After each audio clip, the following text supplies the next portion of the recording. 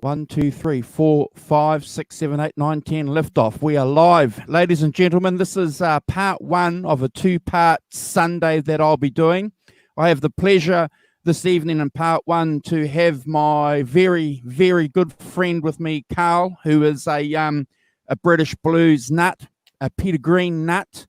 If you are older members of the channel, you might remember Carl and I kicking the channel off with some Rolling Stones shows a couple of years ago. So always a pleasure, always a treat for the show to have Carl on.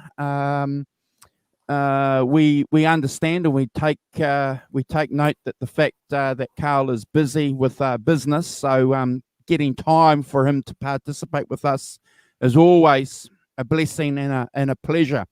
So having said that, though, having celebrated the fact that we've got our very dear friend on live with us, it's a sad day. It's a sad day for us to be sharing this this positive aspect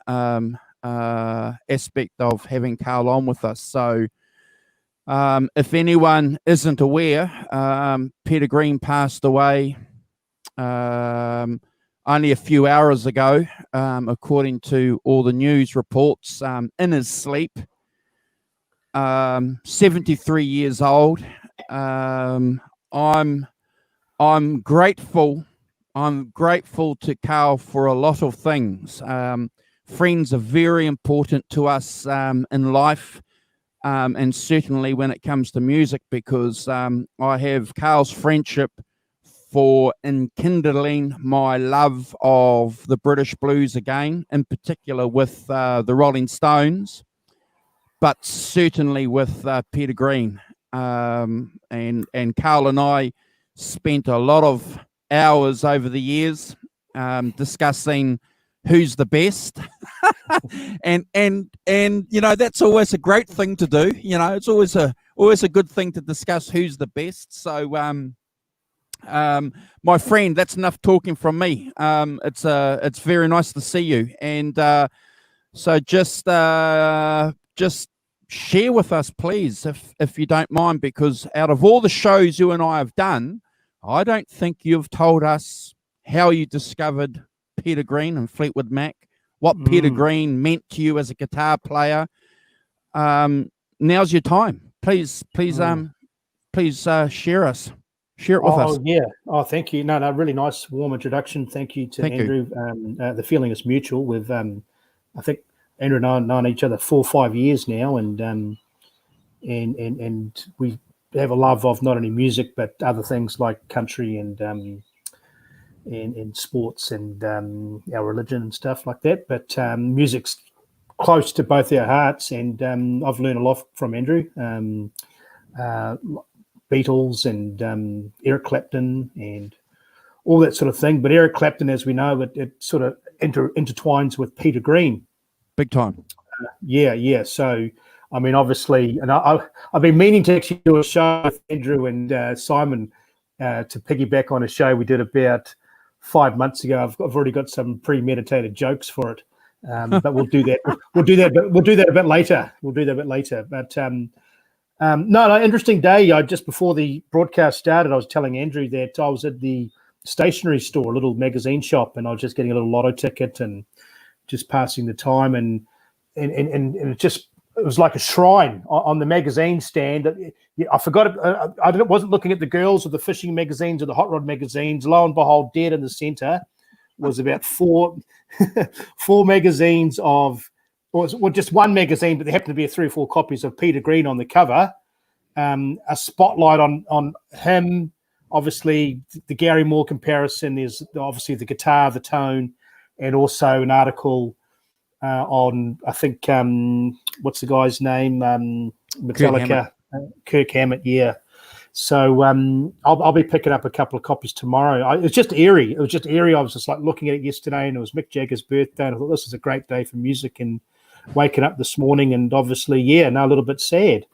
But I've got to say, though, a couple of things. I mean, for him to last this long is a blessing. 73. He's been sick since 1971. And his music is obviously not only timeless, it's eternal. So, and the way he passed in his sleep, I mean, that's how I'd like to go. So I don't think he could have wished it any more. And we, yeah, I agree. And we talked about this about 2 months ago about all these so-called music critics, idiots, saying, "Where was Peter at his tribute show?"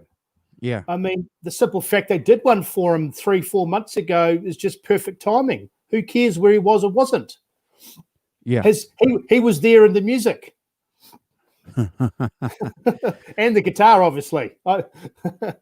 Yeah. I think we discussed that on one of the shows that we did in lockdown. You know, that these friends, so-called fans on social media were giving Mick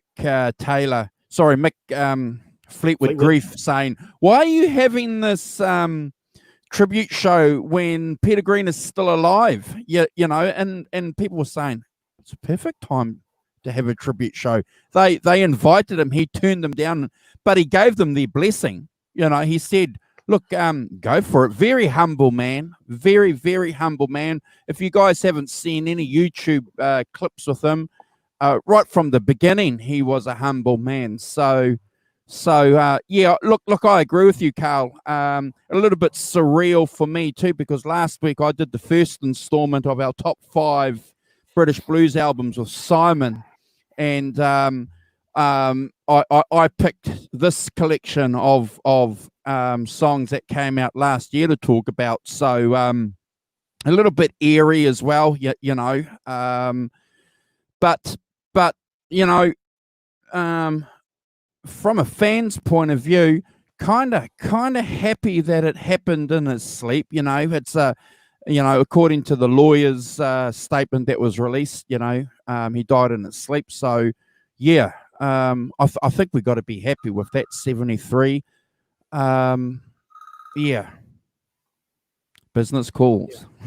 Oh, Murphy's Law. Murphy's Law. Yeah. It doesn't go for 2 hours, now it goes. No, you I mean, he's obviously been not himself for a while, but the simple fact that here you have a metalhead from Exodus and Metallica, you know, he's been in the music business, Kirk Hammett been in the music business probably 30 years, done full circle. You know, here's a shredhead, classical metal, thrash metal, and slowly realized, hang on, less is more. And I've got a bit of money now. How about, I mean, I don't really deserve the guitar, but I've got the money to do so. And in a way, I mean, anyone could buy the guitar. The simple fact he bought it's great. So hopefully he can teach a whole new generation of what Peter has done and is doing and has given us. Okay, well, if people aren't familiar with the magazine, guitar magazine that Carl was talking about at the top of the show, it's the May issue of the British Guitarist magazine. And it's got Peter Green on the cover. And I have to tell you, personally, I didn't have a positive opinion on Kurt when he bought Greenie. Okay, I never had a positive opinion on that.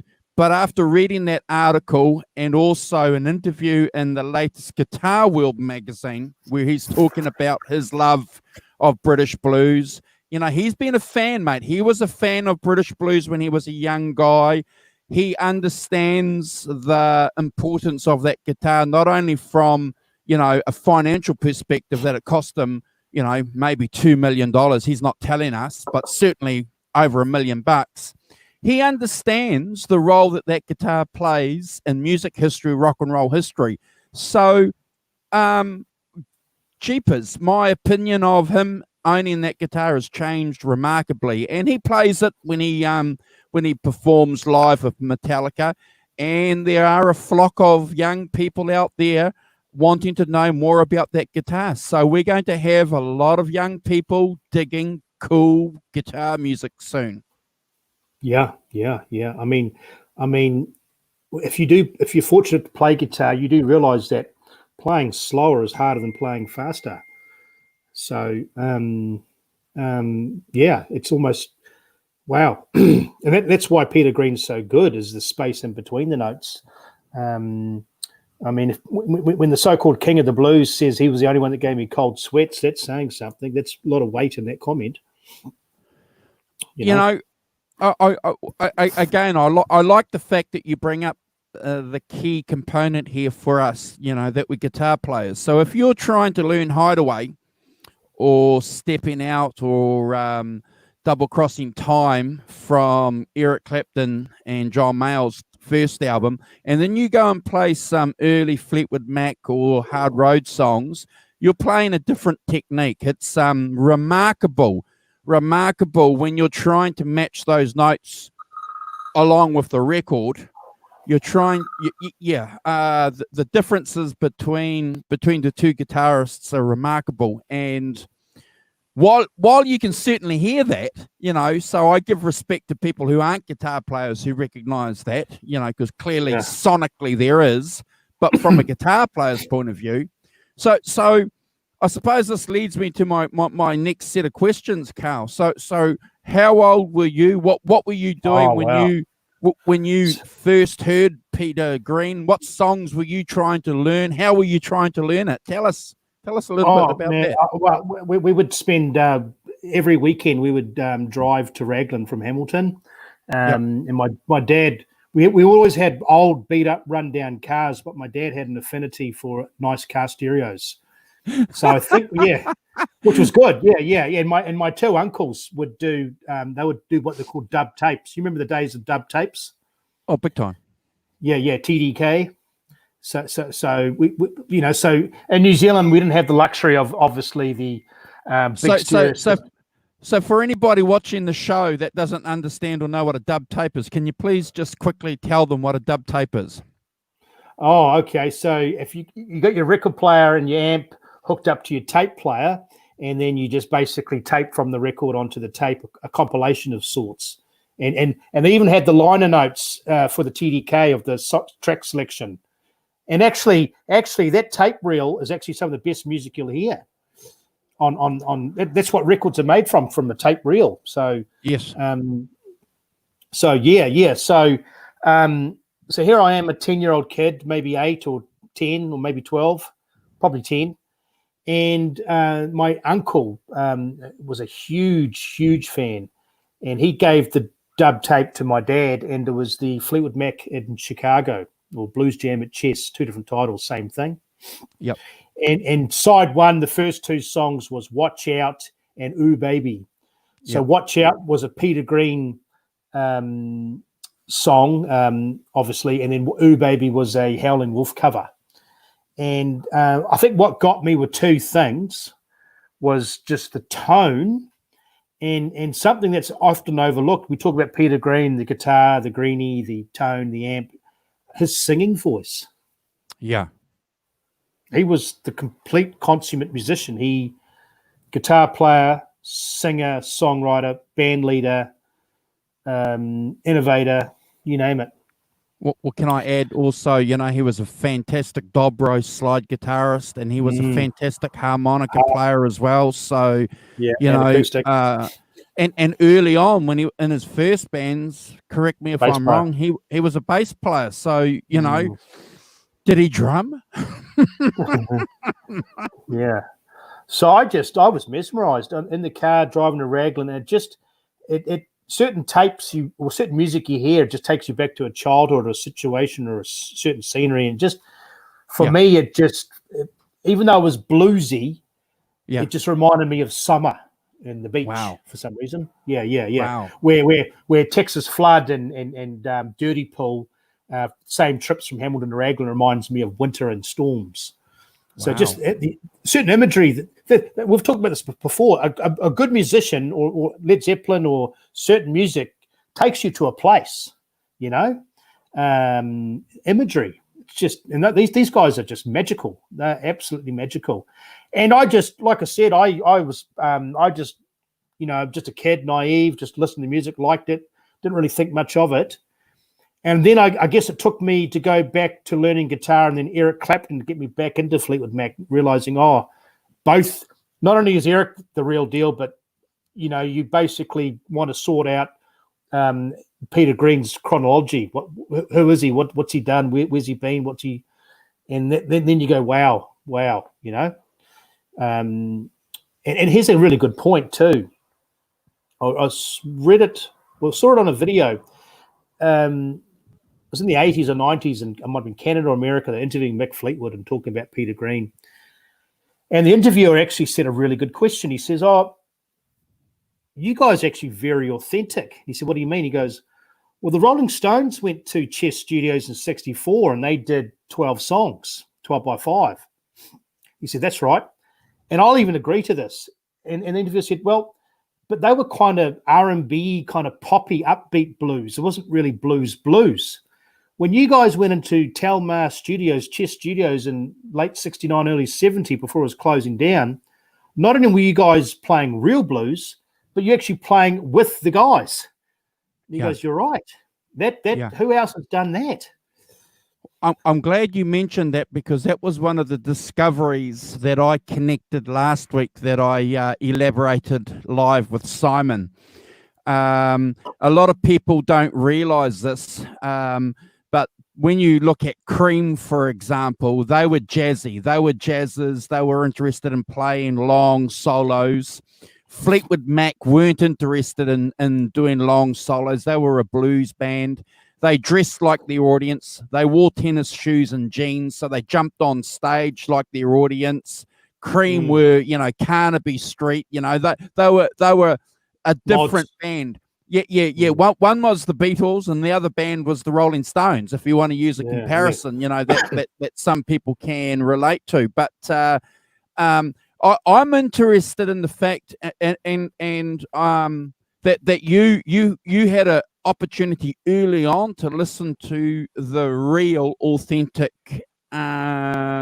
Fleetwood Mac, because a lot of us didn't. You know, myself included. I was the disco version of Fleetwood Mac, and I went back that way through discovering more about the blues, and then like a lot of us, I suppose, we always heard or knew the instrumental Albatross, but never really made the connection of Albatross, the instrumental song, to the Fleetwood Mac band, until you know, obviously you have to go back and get the records. I tell you what, that's another good memory going to Raglan, was hearing Albatross, and it's just so dreamy. What an amazing instrumental, you know. Unbelievable. And yeah, you're right. The Fleetwood Mac were a bona fide blues band I reckon they set the benchmark for other bands to follow. You know, just unbelievable. I don't think the work or the connections have been made, buddy, between authentic blues and the British blues sound with Fleetwood Mac, and hopefully the new biography that's coming out might make that connection. But if people aren't aware of what Carl's talking about, if you go and check out, I should have brought some of the CDs here. I don't have it, but it's a double album, or actually the CD is a 3 CD set of that whole session. Who were the guys they recorded with? Can you remember? The Blues Jam at Chess. Yeah. They recorded with all the heavyweights. They had Elmore James's original saxophone player, JT Brown. They had Otis Spann. They had one of the best harmonica players in the world, second to Little Walter, that big Walter Shaky Horton. Yes. They had Buddy Guy was on there under an alias, Guitar Shaky. They had S.P. Leary, amazing drummer. They had Willie Dixon on stand-up bass. Yeah. They had the cream of the crop. If they had Muddy Waters or Howling Wolf, you might as well just say Chicago was there. So that Colossus album that they did with Otis Spann, I love it. Mick Fleetwood's not drumming on that, is he? He's no. And they did another one with Eddie Boyd too, which I sold. It's a lot. What's the name of that album? It's got a piano on the cover. That's a Yeah. That's is it as an address 7450 something road or yeah. I'll have a look at that and put that on live if people want to check it out. But you carry on talking, I'll find it. Yeah, because I realized early on, if I wanted to listen to or appreciate the later part of Fleetwood Mac, all I need to do is to turn on the radio. Then I'd get my Fleetwood Mac kick with Stevie Nicks and Christine McVie. Just turn on the radio. But as far as Fleetwood Mac, you have to dig deep. If you're a musician or a so-called purist, you had to dig into the crates to discover Fleetwood Mac, because Andrew just mentioned we're all aware of Fleetwood Mac's three albums, and then obviously Fleetwood Mac at Chess, but the biggest thing since Colossus, and 78 South Road. Eddie Boyd, 7936 South Road. It's a fantastic album, and all that stuff. If you can't get it on CD or LP, it's all on Spotify or YouTube. It's all available now. But I like the fact that you had to go dig in crates. Yeah. I mean, where else could you find that stuff? It's not top 40 stuff. No. Obviously, there was a famous album that Fleetwood Mac did, which I own, which is really good. It's Fleetwood Mac Greatest Hits, and it covered all the bases, really. It had a little bit of blues, had their singles, had their B-sides. Really good compilation. But apart from Black Magic Woman or Albatross, that's pretty much all people knew of Fleetwood Mac. They didn't realise that they were a bona fide working blues band. They didn't realise about Danny Kirwan. They didn't realise about that the Green Manalishi basically was one of the pillars of heavy metal, the starting point of heavy riffs. Well, I'm glad that you mentioned Danny Kirwan, because we spoke about him a couple of years ago when he passed, and in fact, I think that was the last time I could go live on YouTube from work, where I just spent 2 minutes talking about Danny. What a tragedy! But this album here, we have this album, don't we? Oh wow, that's unbelievable. Yeah, then play on. Which is a masterpiece of an album. But bittersweet when you listen to that album, isn't it, Carl? Because, it's an album that they're recording with the intention of setting a statement to go on and perform and become this great band. They were going to break America, but it just ended. It was just like a full stop. Yeah, I think only 2 American tours, eh? And there's another album that Fleetwood Green did after, I think either around the time that he left or after, when he was all starting to get a bit cuckoo, was with Memphis Slim, the blue cover. Yeah. I heard it's pretty patchy though. I'm not sure about it. I've never really listened to it, but there's quite an unusual. What's the word? An unusual. I've lost my train of thought.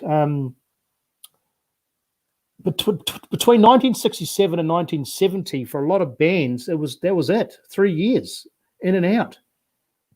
A comparison between Fleetwood Mac and the Doors and Jimi Hendrix and Cream. It was just that those 3 years. You got all this amazing, incredible, innovative music from all these superstars, and it was just like 3 years, and then they were out.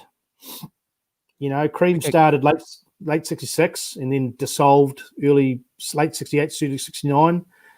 The Doors started, which were a blues-based band, let's face it, 67, dissolved 70.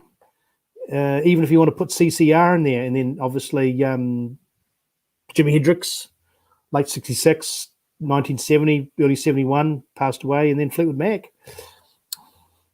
So when you were listening to Fleetwood Mac as a young guy on dubbed tapes with your dad, cruising, doing the run from Raglan to Hamilton, and at what stage in your life? How old were you when you were going into the record shops or the secondhand shops looking for, Mr. Wonderful or, the first album?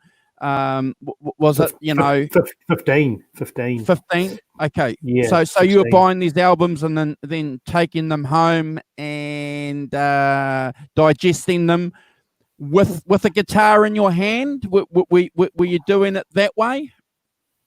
I think I just had the CDs, and then I wasn't good enough to play like Peter Green. I was trying to figure out Black Magic Woman like most people do, your D minor. I think that was my starting point, was trying to figure out Black Magic Woman. And then I just got to the stage where I was like, I'd love to learn some of his licks. I'm never going to be able to play his songs or his solos, but I'd love to capture maybe a certain essence that he could do, which is his vibrato or his tone.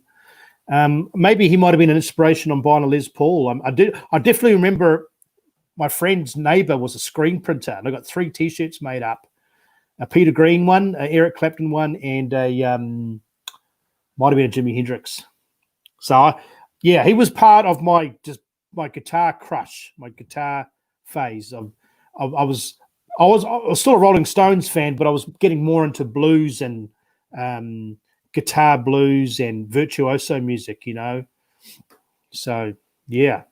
It took me going to America to actually buy the proper albums. I wanted to get the originals, but because you couldn't get them here. But, CDs and going to the library and random tapes. And my uncle had the Boston Tea Party, which is a revelation. That was a revelation. So in our workshop, we had 2 tapes. We had the Blues Jam at Chess and the Boston Tea Party. Yeah, well, I had a dub tape of bits and pieces of the Boston Tea Party for years. So I'm a little bit like you. I discovered Fleetwood Mac with Peter Green when I was in my mid-20s, seriously, and didn't consider myself a diehard fan. Simon's going to jump on and join us, so that's great. He's just flicked me a message, so it'll be good to get Simon on to give us his perspective.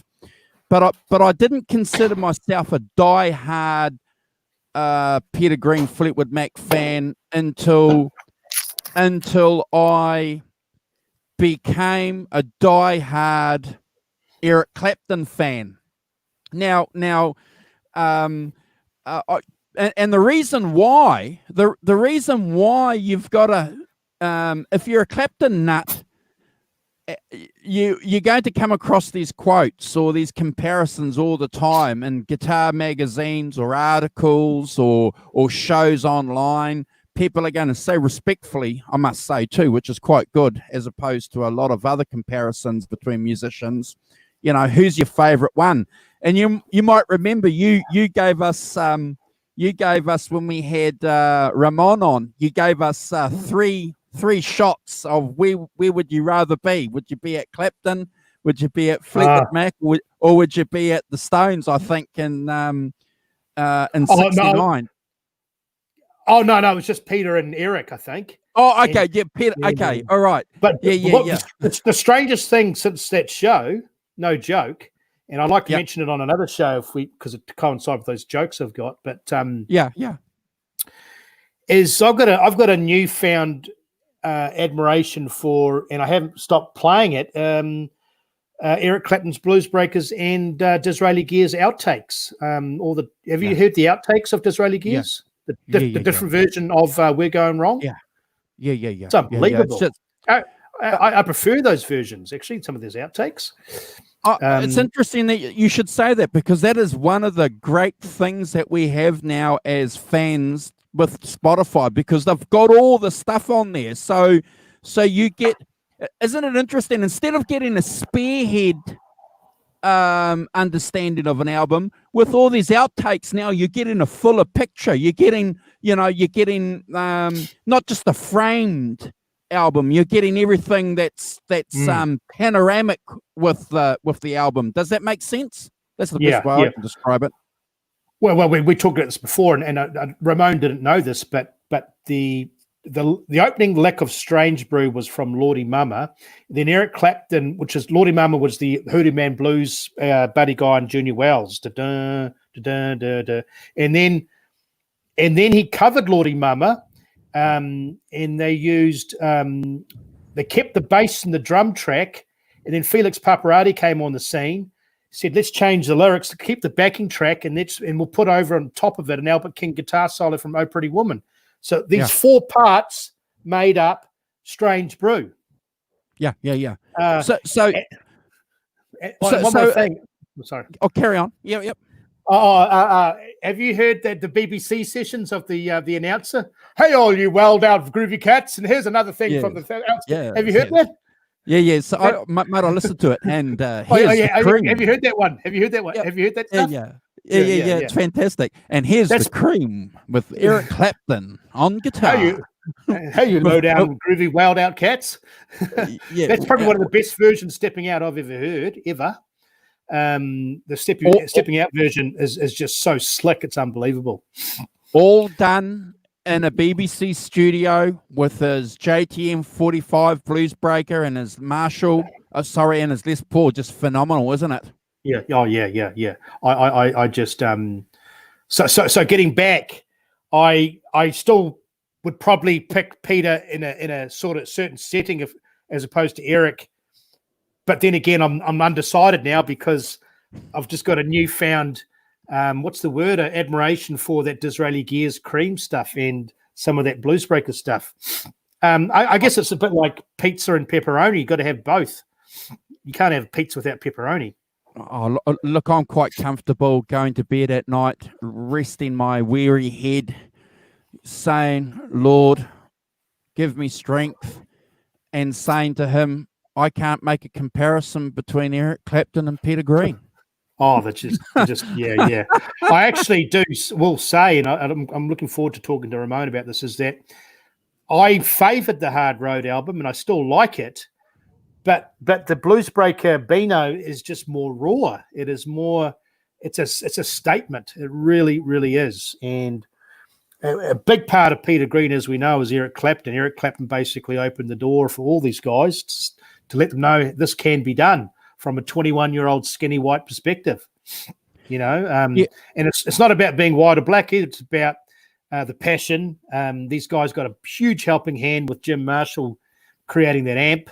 Obviously, it was a pretty penny to buy a Gibson Les Paul bona fide. I mean, even Slash on that groundbreaking album, Appetite for Destruction, and he's a huge Peter Green fan, along with Billy Gibbons, as Slash couldn't even afford a Les Paul on Appetite. It was a Les Paul replica. It was a replica, and the amp was a hired Marshall from a musical hire company, so he didn't even have his own bloody rig. So, phenomenal. But it's interesting that you should say that, because Ramon pointed a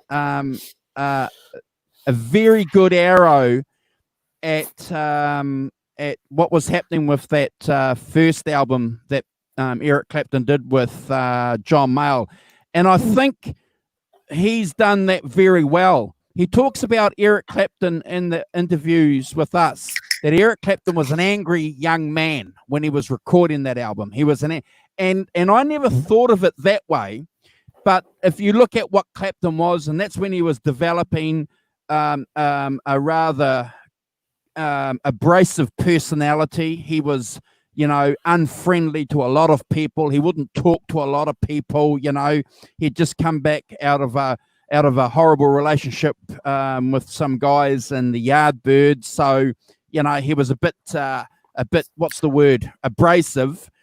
And he had an ego. I saw a picture. And you mentioned this, and I was like, I've got to see the picture to believe it.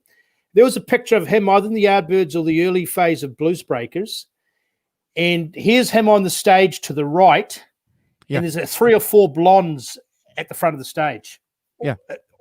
Fixated on Eric, not the band, Eric. So he obviously had not only an ego, but a real presence and a real wow, this guy's the real deal. And that's Peter Green would have been in the audience of these shows. And- well, if you look at the personality types, if you look at Clapton and apparently what he was back then and how that comes through the music, and if you have a listen and a look at what Peter Green was, rather calm, subdued kind of guy, very softly spoken, delicate, and I mean that respectfully, without being, like a flake, but delicate, and that part of his personality comes through in Hard Road, for me anyway. For me, you compare Stepping Out with The Stumble. Hideaway and The Stumble, or Stepping Out? Sorry, Hideaway Yep. and The Stumble. Because Peter Green never played that. And again, I take my hat off to him because he went into the Blues Breakers without having this idea that I was going to imitate or rip off Eric Clapton. I was going to do my own thing. Yeah. He obviously developed his tone early on, but he did obviously do the homage to Freddie King cover instrumental. Then the one song where Peter Green did a vocal, very similar to Eric. Obviously, it was very similar in the format, but we knew clearly early on that Peter Green had his own identity. Big time. But with Eric being quite brash, confident, obviously very exceptionally talented, Peter Green adopted some of that, because even though Peter Green was very humble and shy, when you listen to a John Mayall interview, he knew that in order for him to get that footing or seat in the band, he had to come across very confident. So that's how he basically got in the front door and played on stage when Eric did his hiatus with the Greek in Greece. He basically said, "I'm as good as him," and put me on, and John Mayall blew John Mayall's mind. And then I think Peter Vernon basically said something that should not only found something similar, Eric, but in some cases even better. Yeah. So in my digging around too, I think we've got to remember too that Vernon put Peter Green on the radar with John Mayall too. So Vernon had seen Peter Green play, in other bands, so he knew that he was a good player. So it's interesting how some reports afterwards saying that they were surprised when Peter Green went into the studio because they were expecting Eric Clapton. So interesting that Vernon knew of Peter Green but didn't expect him to be in the Blues Breakers early on, did he? Oh yeah, but apparently some of that. I mean, I've even actually heard some of those kind of Peter Green. I think it's on YouTube. Some of his live stuff with John Mayall, and it's exceptional. It is just unbelievable. You can see why John Mayall got shivers up his spine. Like, not only did I not think I could replace Eric, but we found someone he's just as good. And Peter Vernon doesn't get enough credit. Sorry, Mike Vernon, because I think Mike Vernon developed a very, very special relationship with Peter and Fleetwood Mac, didn't he? As far as starting the Blue Horizon blues label, almost like they mentored each other. I mean, Eric obviously was headstrong, and with Cream, they went into that rock jazz direction, and Eric knew from day one that A, he was going to be popular, B, he was going to sell lots of records and possibly be rich. Case in point, he, to this day, he's just, a rock star royalty. But Peter Green, another thing that we forget about is, we know the story, he named the band after the rhythm section and prophetically said, they said, "Why'd you do that?" He says, I wanted them to have a band of their own. I'll probably be moving on at some point. How prophetic was that? But but Peter Green stayed true to his roots, and obviously he explored other musical directions, but was never a sellout, ever. Never a sellout. Case in point, leaving the industry, an accountant comes around and says, "Here's your royalty check," greets him at the door with a rifle. An anti-rock star. So a tragedy, really. So the reference that Carl's making, if you guys want to check out, it's called John Mayall's Blues Breakers. It's on Spotify. It's live in 1967, so it's Volume 1 and Volume 2. So if you haven't checked out that recording, please do, because they're playing Stormy Monday, Double Trouble, Have You Ever Loved a Woman, So Many Roads. And Volume 2 is Tears in My Eyes, Your Funeral and My Trial, Bye Bye Bird. It's just phenomenal. Stormy Monday, Greenie. Hey, let's also not forget too that Peter Green played guitar on a couple of albums, a couple of songs for Bob Brunning. Hey, it's Simon. Hold on. Simon's here. Sorry, mate. I saw you lurking there in the bottom. Better jump you into the screen. How are you? Good morning. How are we you doing? Oh, all right. Yeah, I'm awake. Sorry, just making good. cups of tea and things. So we've got Carl back. So yes. Good morning, Carl. How are you doing? Oh, we're very well. Top Good. of the morning. Good. So what I did is just put on some glad rags. So what I did, Simon, is I managed to get Carl to start early, and I wasn't sure how long he'd be, so I sent a link for you and I to do a show at our normal time. But it's good to have both of you back here. So I'm going to grab a Coke. I'm going to be two seconds, and you guys can continue talking about Peter Green for a second. Cool. So you said Coke? Did he say Coke? He said grab a Coke. Oh, okay. So I was going to say it's illegal, isn't it? Yeah. It's a slightly different thing. we just said apparently. So I'm going to say good morning to Arvin and the great Manzini. Morning, both. How you doing? Hope you're good. Hope you're safe and well. And whatever parts of the world. I don't know. The great Manzini's in Oregon, so he's probably experiencing the spikes. Are you experiencing the spikes, great Manzini? I hope not. Yeah, Carl, how are you? How's it going? Oh good. Right. Yeah, no, Yeah. I've caught some Busy. of your shows. Caught some of your shows reruns and replays. Interesting topics, eh? We miss you. Oh yeah. Hopefully I'll get some normality soon. Yeah. Yeah. Well, no, I mean it's good you've survived the lockdown and all of that. Hats off to New Zealand for all of that, and that your business is going well. That's good as well. I mean, hats off to you for that. The roller coaster ride really is. But I was just telling Andrew before yesterday was a bit eerie. I was at Richard Fox, our mutual friend, says, so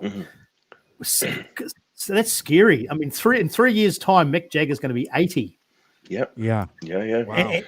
And he's wearing skinny jeans and a fashionable shirt. And he's playing acoustic on Instagram. He just doesn't get old.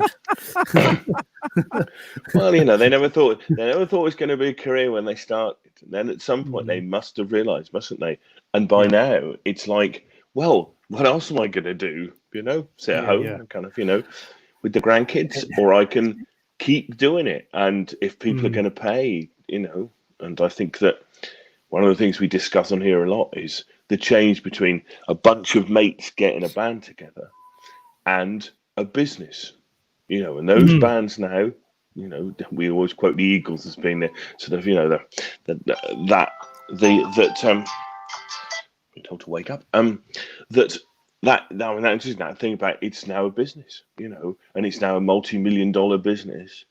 And to maintain their lifestyles to some extent, they need to go out on tour, to pay for their houses in wherever, Monaco and blah.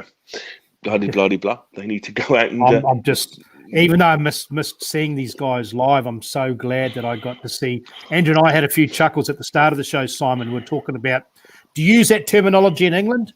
Dub tapes? What you mean, like mixtapes? Yeah, dub. Well, you made tapes for other people, kind of thing. Yeah. We call it dub tapes. Yeah. So you dub them. I just thought that might have been an English term, might be an American term, but. I always thought of them here as called mixtapes. Yeah, where you made up tapes of your car, or you gave them to girls. Exactly. And people made them for parties, and you had little, like 80s tape or 70s tape or. you know. But But early 70s tape for me, they didn't go well with the girls, let's face it. Face facts, kids. It just didn't. But I'm pretty sure you would have known. But we're talking about this, the two Fleetwood Macs, the two heads, the blues head, then the arena sellout female rock head. I knew from early age, I was fortunate that I could make the distinction between not necessarily the commercial band, but the band that was on the radio as opposed to the band that was for blues lovers. Yeah, completely. I think that they are, and that you didn't talk about the transition with Bob Welch then. Another thing we're going to be fortunate about is Santana, doing the Black Magic Woman, because and bringing it to an American audience. Yeah. And besides Albatross, once again, not many people would have known about Fleetwood Mac. I mean, let's say that like 68, Fleetwood Mac's second American tour, were they playing little ballrooms? They weren't playing big stadiums, were they? No, they were playing big stadiums. They were playing, arenas. In 2,000, 3,000, 4,000 arenas. Their first tour, they were playing in 400, 500 venues, but certainly the second one, they were playing in front of thousands of people, which was remarkable when you consider that most of the venues that they were playing when they were in the UK were just small venues, playing in a lot of the blues clubs. But it's an interesting point that you guys make about the two-headed versions of Fleetwood Mac. If you guys weren't aware of it, Mick Fleetwood's posted some nice words on his social media saying that anybody that ever came into Fleetwood Mac understood very clearly who Peter Green was and what the band was, and it wouldn't be the band without Peter Green. So they had some kind of secret initiation. It'll be interesting to find out when that biography comes out, Simon and Carl, what that initiation process was. Maybe you had to sit down and listen to all the albums or something, and you were quizzed on them. Do they? I mean, the Fleetwood Mac that goes touring now. I mean, the later one with Lindsey Buckingham. Did they do any? Did they do any Peter Green's Fleetwood Mac stuff? They do. Do they do Oh Well or something? Well. Yeah. Lindsay would play Oh Well. And apparently early on in the late 70s, they were doing a version of Green Manalishi. So, So they do from time to time do. Oh, sorry, guys. I was just trying to find a Fleetwood Mac book. I've got a cover, and it's got this very sad, dejected Mick Fleetwood, knowing that the end was near, with Peter saying, this is not for me anymore. Yeah. The end of the beginning. Yes. Yeah. I've got to find it. It's actually very. It's you couldn't. Yeah. What's that? A picture paints 1,000 words. What's that one? A picture paints 1,000 words. Yeah. Then why can't I paint you? Anyway, let's not go there. So yeah. But I'd like to, before I go, Sunday afternoons, evenings are tough for me. The phone's going. I do all my laundry and I do my barbecuing for the week. But if we could start from the laundry and barbecue for the week. Hold on, Carl. That's very good. I do all my meat. I do all my meat for the week on the barbecue. Right. But I'll ask you this question, if you don't mind, Simon. Is have you ever been to Bethnal Green or been driven through? Or yeah, I've been to Bethnal Green. I went to university in North London. So it's a predominantly working class Jewish neighbourhood. Is that right? Yeah. Bethnal Green and Stamford Hill and those Hasidic Jews with the curls and the hats. Wow. Okay, so he was part of that environment. And a lot of people don't know his actual proper name is Greenbaum. Greenbaum. That's right. Yeah, Greenbaum. Yeah.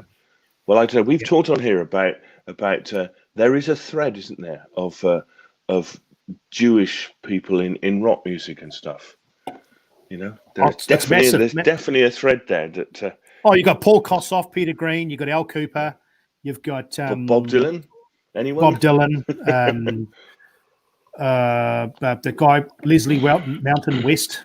Leslie West. Yep. It just goes on and on. Leslie West. Do you know what Mike Bloomfield? Leslie West, Mountain's most famous song is called Nantucket Sleigh Ride. Do you know what a Nantucket Sleigh Ride is? It was homage to Cream. He was a Cream nut, wasn't he? No, it's not. Nantucket Sleigh Ride. Nantucket was the whaling town in the US where all the whalers went out for, right? And Nantucket Sleigh Ride is when they went out to catch a whale. So they go out in their big boat, and then they go out in a little boat to spear the whale.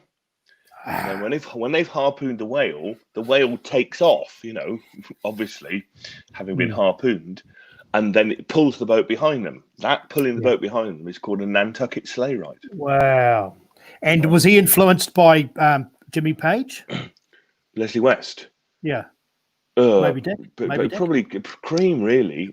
Was it Moby Dick was the whale, wasn't it? It was, yeah. So it's very early for me, yeah. Very good. Yes. Obviously, Moby Dick, Nantucket Sleigh Ride, it's all a piece, isn't it? So Peter, growing up, working class neighborhood, obviously an apprenticeship as a butcher, extremely humble beginnings, and started out bass playing. Yeah. Yes, completely, and doing all of musician that. when he was 15. And he was big into, we talked about this before, Hank Marvin, that surf guitar sound, the Ventures and the Strat and all that sort of stuff, which a lot of people would have started. And then obviously somewhere down the road, he discovered the blues like everybody else and then said, wow, the lights, the lights have gone on now. Well, and that kind of, that Albatross has got that kind of almost Hawaiian feel, hasn't it? Big time.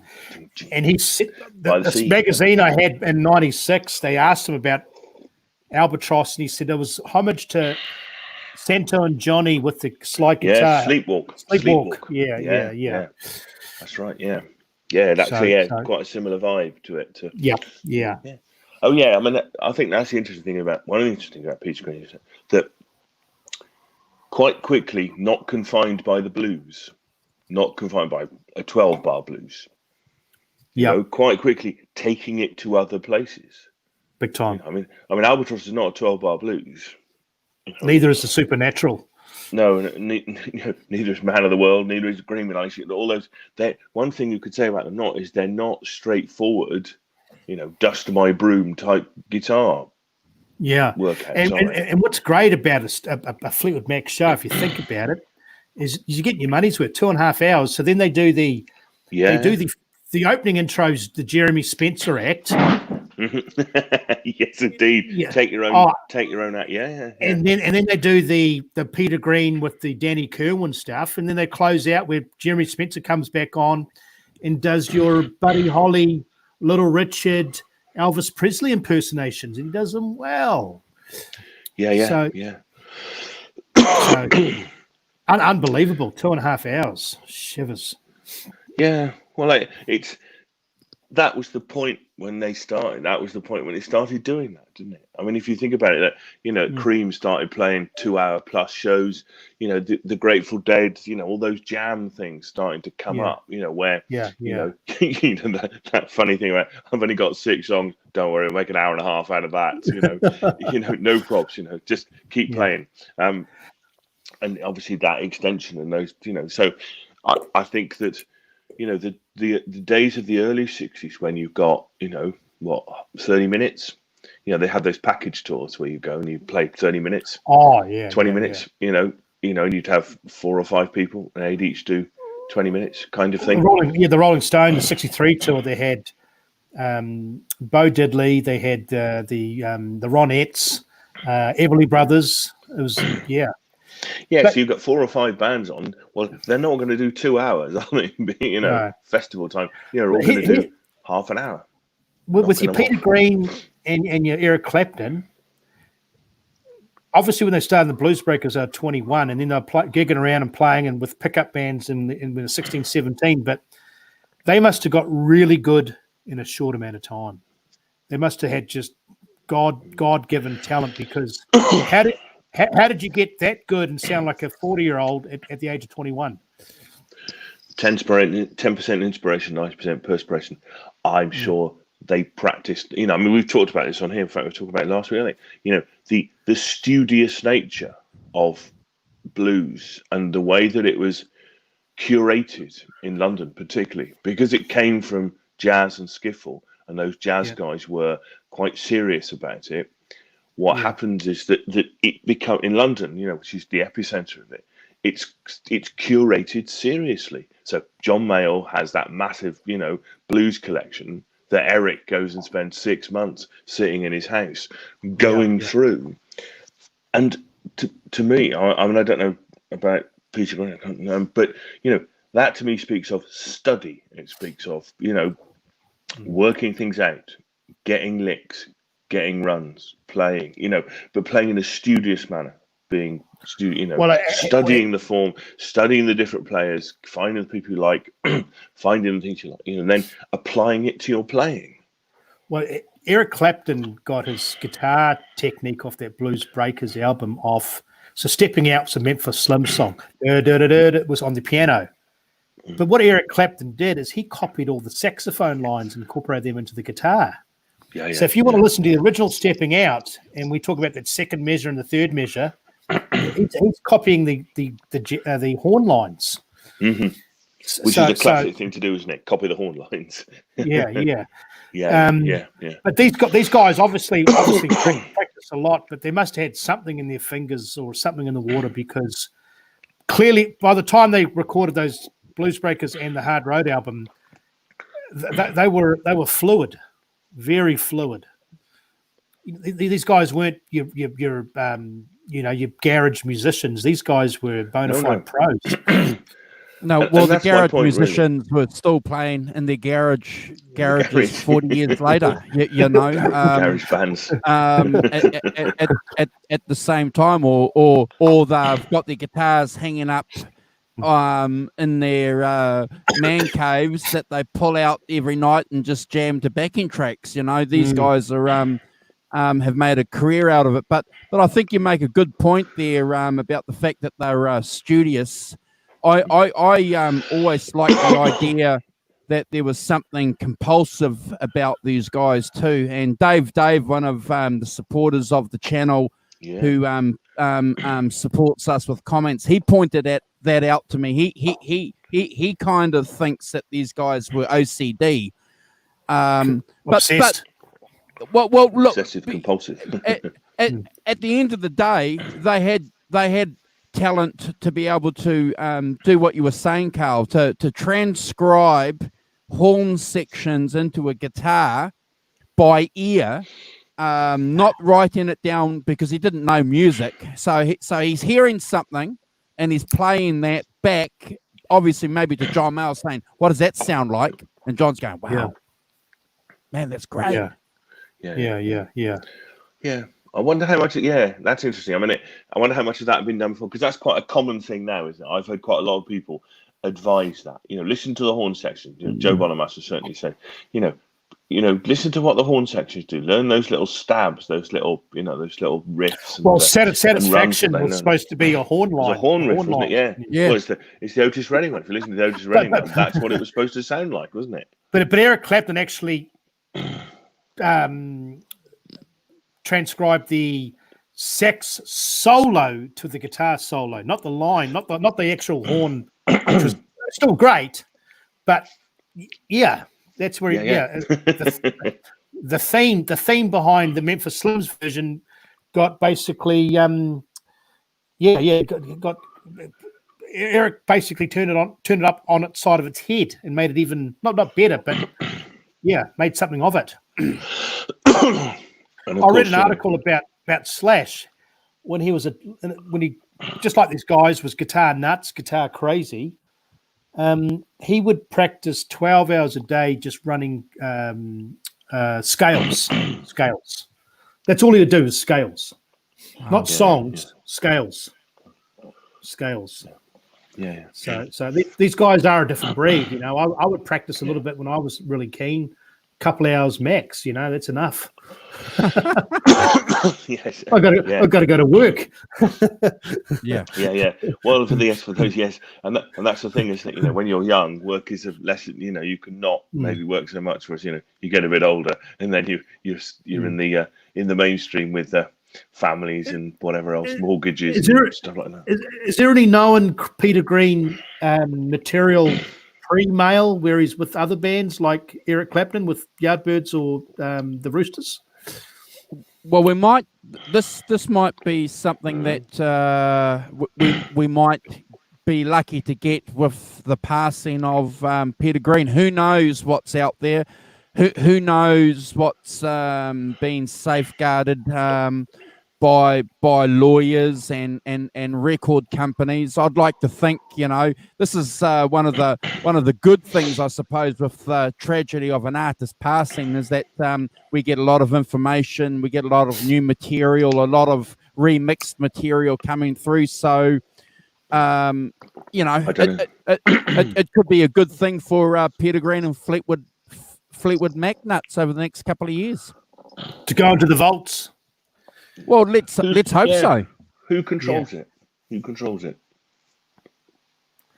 I tell you what, when you really wanted to hear Decca or something, or whoever owns Decca. I think for Peter Green's 22nd birthday, John Mayall gave him studio time, and they had John McVie on bass and Ainsley Dunbar on drums. They cut 3 tracks. One was called Curly, and there was a couple of others.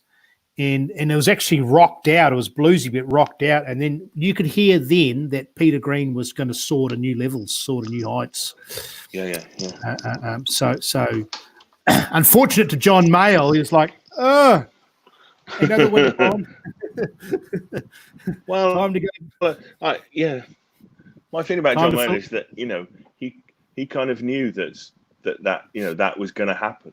That those guys would run through his, come through, and if he got 2 years out of somebody, that would be actually pretty good going, and would be a band camp would be decent, But the idea is that. Good morning, Chad. How you doing?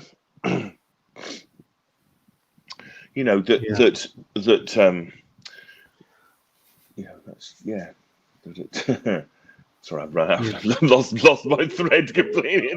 Chad, we were talking about this before, Simon. There was this uncanny relationship between all these great bands and the timeline of 1967 to 1970, where everything was there and then it was gone. Yeah. Well, something in the water, wasn't there? The Doors, the Jimi Hendrix, the CCR, who else? Obviously, Peter Green, the Fleetwood Mac, the Cream, Dead, all those West Coast bands, and all sorts of stuff. 67 was this groundbreaking year of a new type of blues discovered, which was amplified, and white guys doing it, and then. Obviously, you had the Californian sound with the Doors, and Hendrix went to England. Then he came back to California, and CCR kicked off the swamp sound, even though they were from California. And then Cream was playing to packed venues and massive American tours and Atlantic Records. And in 1970, it was all over. Peter Green took one too many trips. Eric Clapton basically wanted to sell his stack and buy a Fender Champ and a Fender Strat, and Jimi Hendrix drank a bottle of wine and took too many sleeping pills. I mean, it's just a shame. Janis Joplin, Jim Morrison, Brian Jones. Yeah. It's the start of an era, then an end of an era. But the amount of volume these guys put in those 3 years is unbelievable. To this day, it's the benchmark of all music. When you we've remarked on that, haven't we? The amount of Led Zeppelin released 1 and 2 in the same year, and I know a British group called Fairport Convention released 3 albums in 1960. I think 1968 they released 3 albums. 3 albums, unbelievable. It's kind of because that's what people did then. You went. I think that part of that thing, as we've talked here a lot about, is nobody thought it was a career. Nobody thought they were still doing it in 50 years later. So he thought, oh, you better crack on with it then. I mean, there's a very interesting thing about, and let's see if we can name artists, but most of the great artists that we listen to have done their greatest work by the time they're 25. Yeah. Have you guys heard it? Oh, sorry. No, go on. Well, I was going to say, can you think of, I mean, I can think of one person. I think Bob Dylan has done great work in his later years, but that thing about you do your best work in your early 20s. Why? I don't know why that is, but you write your best songs, do your best things in your early 20s, and then you get comfortable, I suppose. Probably looking back, I probably painted my best house when I was 25 too, so I probably agree. Yeah. So,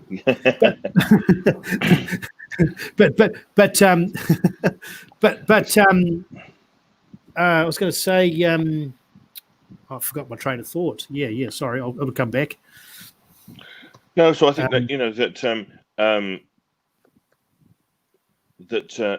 that thing about particularly musicians, that's it. I've got it. Creating it in their younger years and stuff, and creating that, and that flowering that happened in the mid 60s, and we talk about that a lot. Is mid 67 to 70.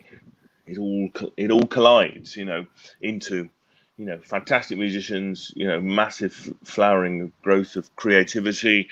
The world turns from black and white into color in many ways. You've got I mean, it obviously is being echoed in art scene, across the world. People doing art stuff, modern art, things not bound by the previous conventions, not bound by the previous, things that done artistic conventions, social conventions, anything like that. Kind of in that period, anything went, and part of that is this amazing flowering of all these people. And there was a book written about that. Have you guys heard of a guy called Malcolm Gladwell? The book outline it. Yeah. And he had a whole chapter. He had a whole chapter on the Beatles, and there's a famous quote also. It was a combination of timing, all those hours, and just luck. All these things played into. Yeah. If the Beatles were around now, they probably wouldn't be the Beatles. There's also that social thing going on, as well as they have the opportunity to play in Hamburg, play rock and roll, get their chops up, really tighten up as a band, play 5 sets a night, and all of that, makes you a tight band, doesn't it? Makes you that telepathic understanding of what you're going to do. So when you go into a studio to record things live, you know how to do it. You've got you know how to bowl through a song, not cock it up too much. That's why all those early albums took. So that generation of musicians were born obviously after World War II. Baby boomers. Yeah, baby boomers. That's right. Yeah. So you had just a whole generation, and you mentioned the TV going from black to color. The channels going from 1 to 2. American imports, ships, planes in the air.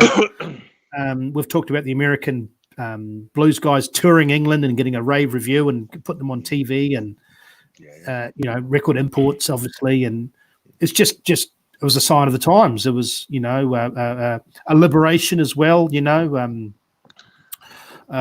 breakdown of obviously segregation and a whole bunch of things happening. It was probably quite a scary time, but an exciting time. And there was a friendly rivalry between the acts too, There's the famous friendly rivalry between the Beatles and the Rolling Stones, and they themselves talk about the fact that it wasn't nasty, but they were conscious of what the other band was doing, and were interested in doing something that topped it a little bit, whether it was the Rolling Stones or the Beach Boys. Fleetwood Mac too, when they first started, they were conscious that they were going to be very different from Cream. They'd identified that Cream were going to be the Carnaby Street guys, and they were jazzers, and the guys in Fleetwood Mac had an aversion to that. They were blues guys. So is that a form of rivalry? Of course, and that's what pushed them on and gave them that edge that they all needed. certainly wasn't nasty. But I think at the end of the day, guys, you're right. They've got all these different factors that went into that 3-year period. Even the Beatles recorded on Abbey Road some Fleetwood Mac-y kind of songs, you know.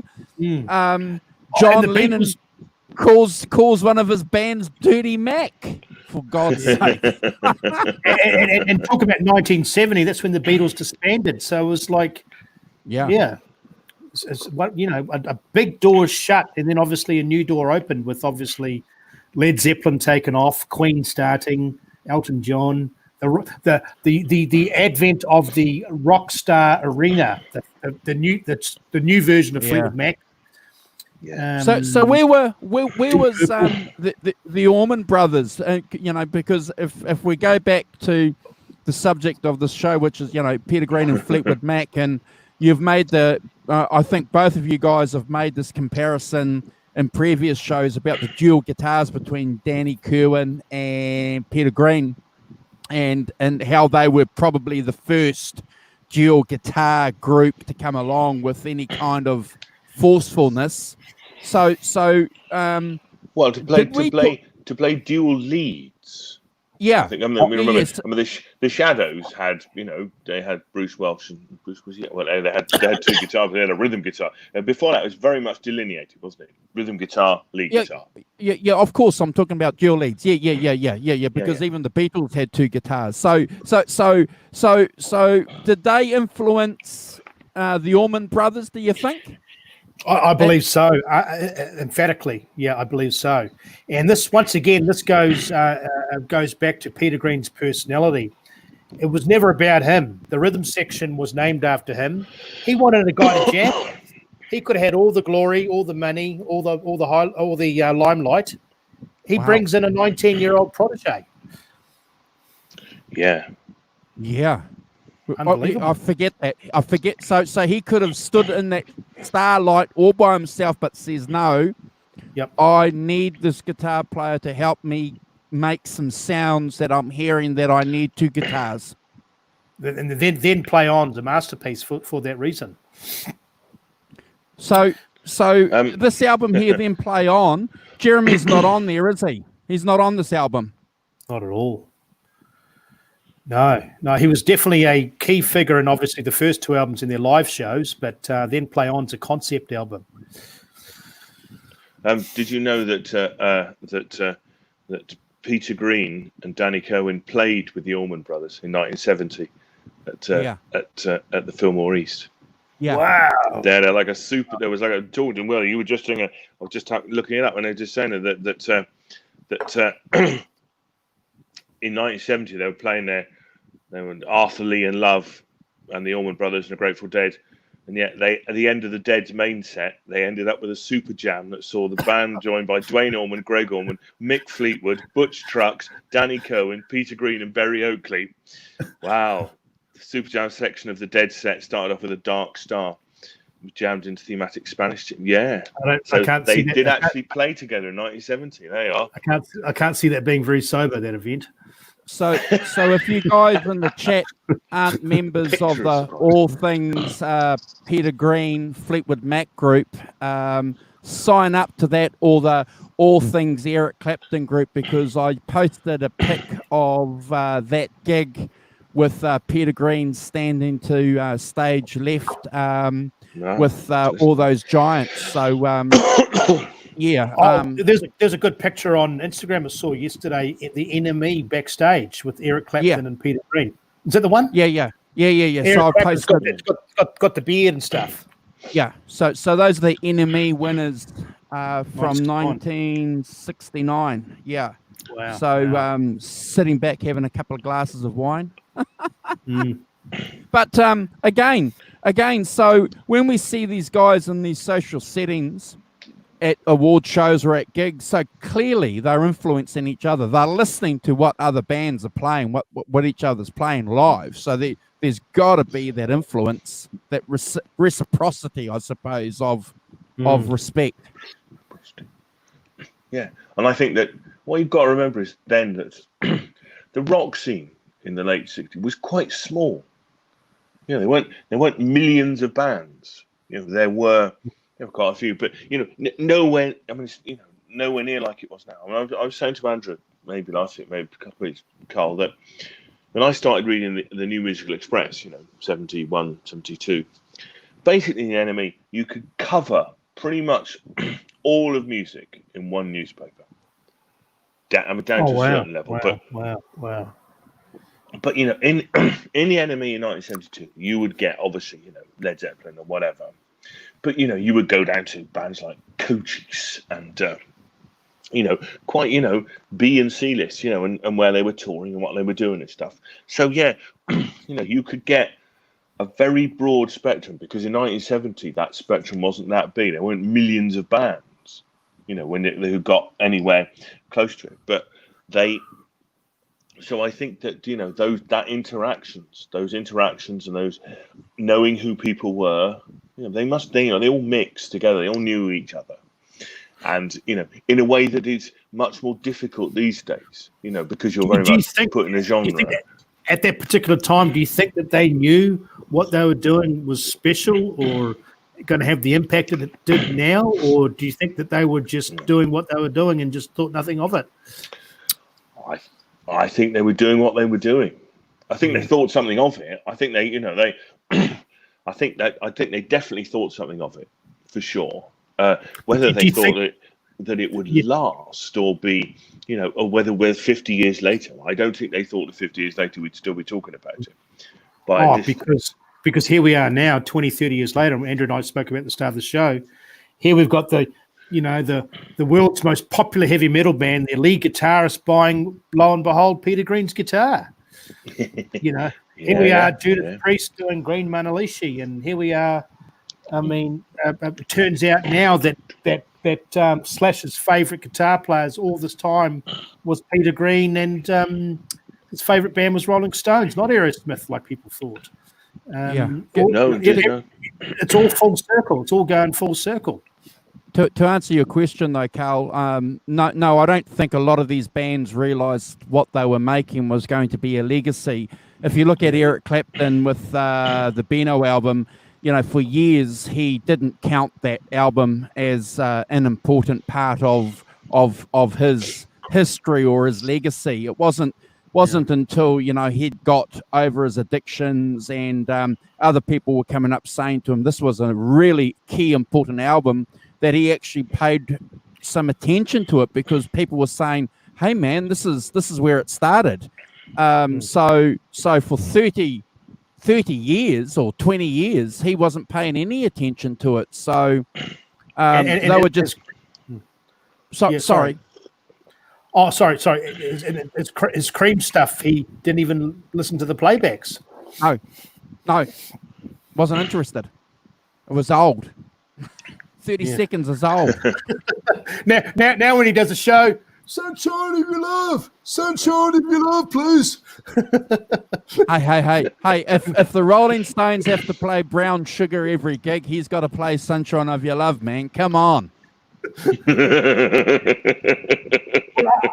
Imagine realistically, I mean, in reality, they're probably got a pleasant surprise looking back, like saying, you know, and patting themselves on the back saying, you know what, we did a pretty good job. All right, pretty good job. You know, we done well. I mean, even Fleetwood Mac with John McVie and what's his name, Mick Fleetwood, with all their success, all their money, all their castles, all their drug stories, all their affairs, all the women, all the tours, Mick Fleetwood always goes back to Peter Green in the early days. Big time. You know? Big time. Because he knows that was real, and that was the foundation for everything. Apart from that, became, I wouldn't say superficial, but blown out of proportion. You know, arena stuff. You know, Andrew and I had a guy come into the store. He goes, "Oh, we talk about Peter Green, Peter Fleetwood Mac." He goes, "I'm a Fleetwood Mac fan," and he was relating Peter Green to the later version. He couldn't figure out that there was two bands. Yeah, we just had a laugh after he left. You know, I saw them live; they were great. Yeah, rumors. Well, he had to complain again. But that, you know, I went with a guy in Texas. He was a Polish guy from Cleveland, He goes, oh. And that's the modern world. There it is in a nutshell, the modern world. He's a Polish guy from Cleveland in Texas. They are. I rest my case. And he saw Fleetwood Mac in Las Vegas. His name was Zelenko, Tom Zelenko. Anyway, he goes, oh, Lindsey Buckingham, that's the fastest guitar playing I've ever seen. You know, and if you're a true Peter Green fan or Fleetwood Mac fan, you're more interested in the slowness and the less is more approach. Oh, and the feel, absolutely. The feel. That's it. Yeah, the tone. Yeah. Yes. Rick Beato just made a video about shredders and something called the David Gilmour effect. Whenever he puts up a thing about shredders, there's the whole load of comments about which are based around David. I prefer David Gilmour. You know, the feel. You know, the pick in the notes and everything, rather than. One's on methamphetamine, the other one's comfortably numb. Only a cigarette paper's width between them. Yeah, but Peter Green's legacy, let's face it. I mean, it's probably more important now than it was before. I mean, hence the unfortunate passing, but Carlos Santana, he's probably mourning heavy. I mean, it's a sad day. I mean, it's a trash site called TMZ, and they get all the updates of all the modern pop culture and Hollywood and stuff. And they had a huge article on Peter, which I was very proud of. Stuff NZ had an article. The Herald didn't. No, but I think like a lot of us over the last couple of hours, you know, I did some searches, and I've got to do a shout out to a very good friend of ours, Carlos, because he was the one that sent me the message early on, you know, very early this morning. I think it was about 5:30 New Zealand time that I got the message, and then I checked it, and then not long after that I got a message from Simon saying the same thing. You know, we've got to do something. So you know, personally, as you know, I had a tear in my eye, and you know, instantly thought of you guys and what we've done over the last couple of years with our shows, and just thought of something that we've spoken about over the last couple of years, you know, with the passing of these guys. It was a couple of years ago, Danny Kerwin. Now we've got Peter Green. You know, we've got Mick Jagger, we've got Keith Richards, we've got Eric Clapton, we've got Jimmy Page. These guys are getting older, you know. Rock and roll's going to end soon. Yeah. Bob Dylan's 80 next year. Bob Dylan, you know. He's 80 next year, Bob Dylan. You know, he's been making music for 60 years. As sad as it is, I'm glad it did the way it did with the Peter Green tribute 3 or 4 months ago. The guitar being in really safe hands. Do you think they knew something? Must have. And the simple fact that he hasn't been well since 1971. He's a trooper. He's strong. He's made it this far. And the most important thing, it was no pain. He died in his sleep. So, you know, how else would you want to go? I mean, and his music is eternal. It's priceless. I mean, he's one of England's favourite sons.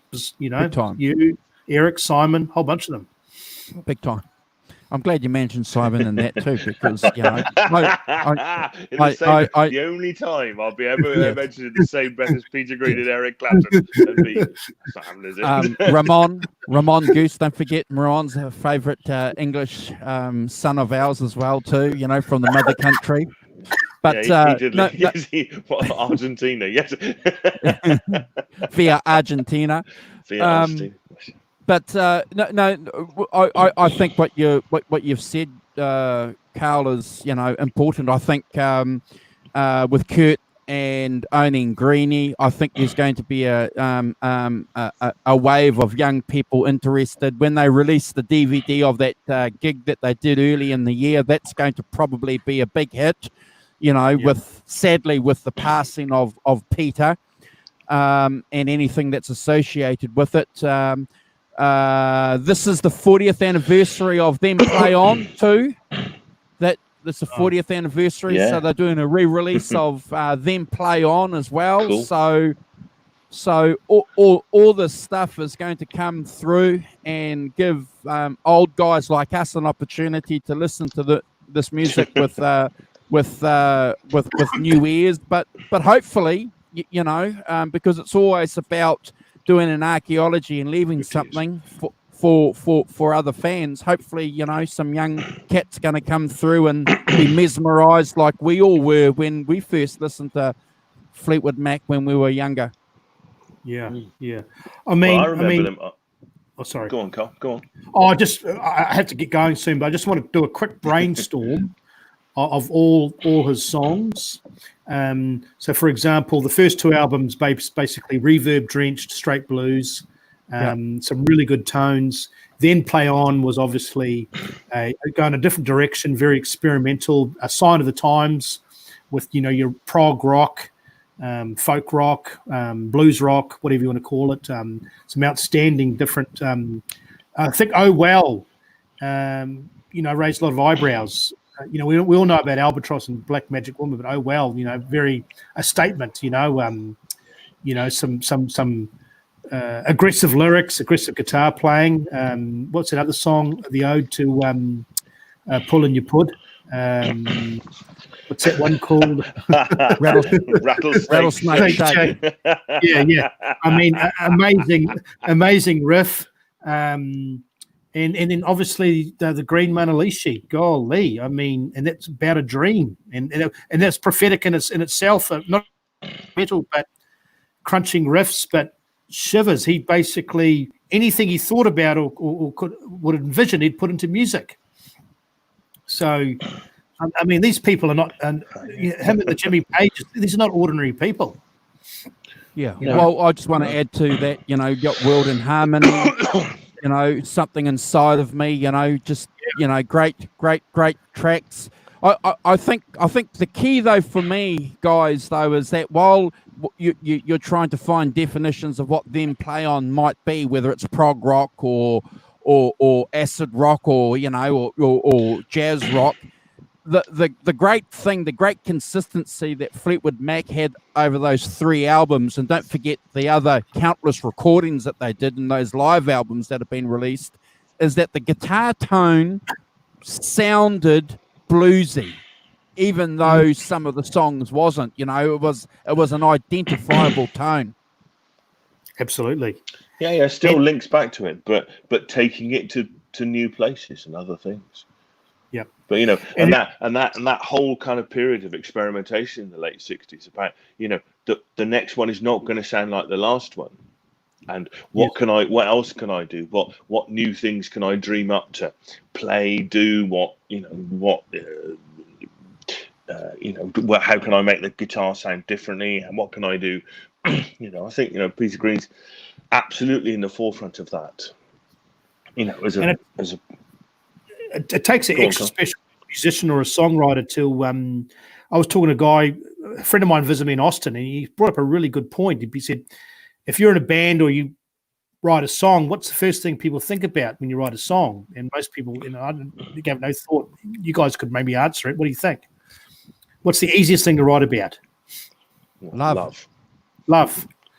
So his songs weren't about love. They were deeper things, There was a real person behind their guitar.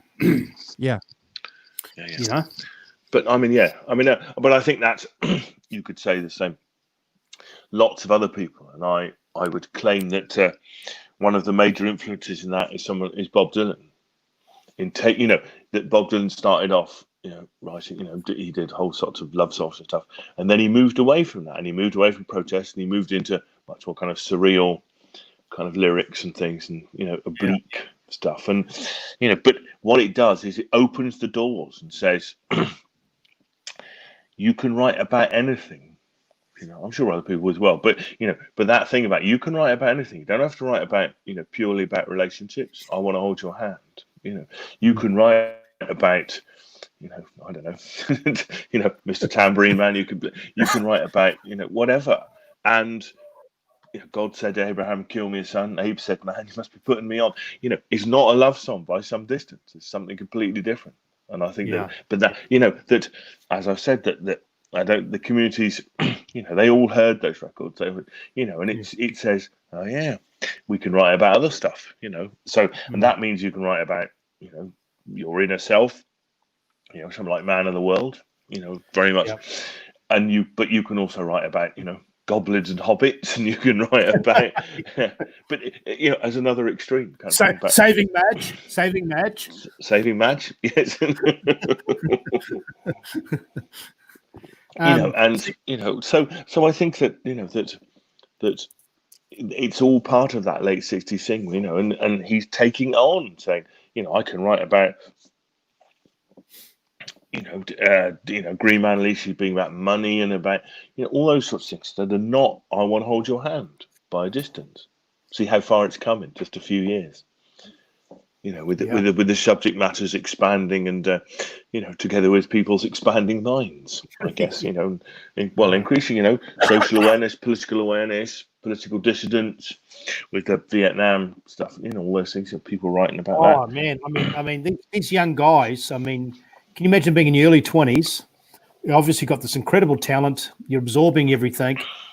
And all of a sudden, you've got demonstrations in the streets. You've got Vietnam War. You've got segregation. You've got Nixon, Kennedy assassinated. You've got, Bob Dylan going electric. The Beatles talking about disbanding. Brian Jones leaving the Stones. PA systems. Big record companies writing big checks, huge checks, checks you've never seen before. 23-year-old buying castles. What's Hurtwood Edge? Yeah. I just watched a video before I went live where Bobby Whitlock's talking about when the Derek and the Dominoes live album was released. He got a check and he went and brought a Ferrari Daytona. So Jimmy Page was making good money through the 60s being a sessions guy. Big time. But the Led Zeppelin first album was the biggest dance in history, wasn't it? Or no, he paid for it himself.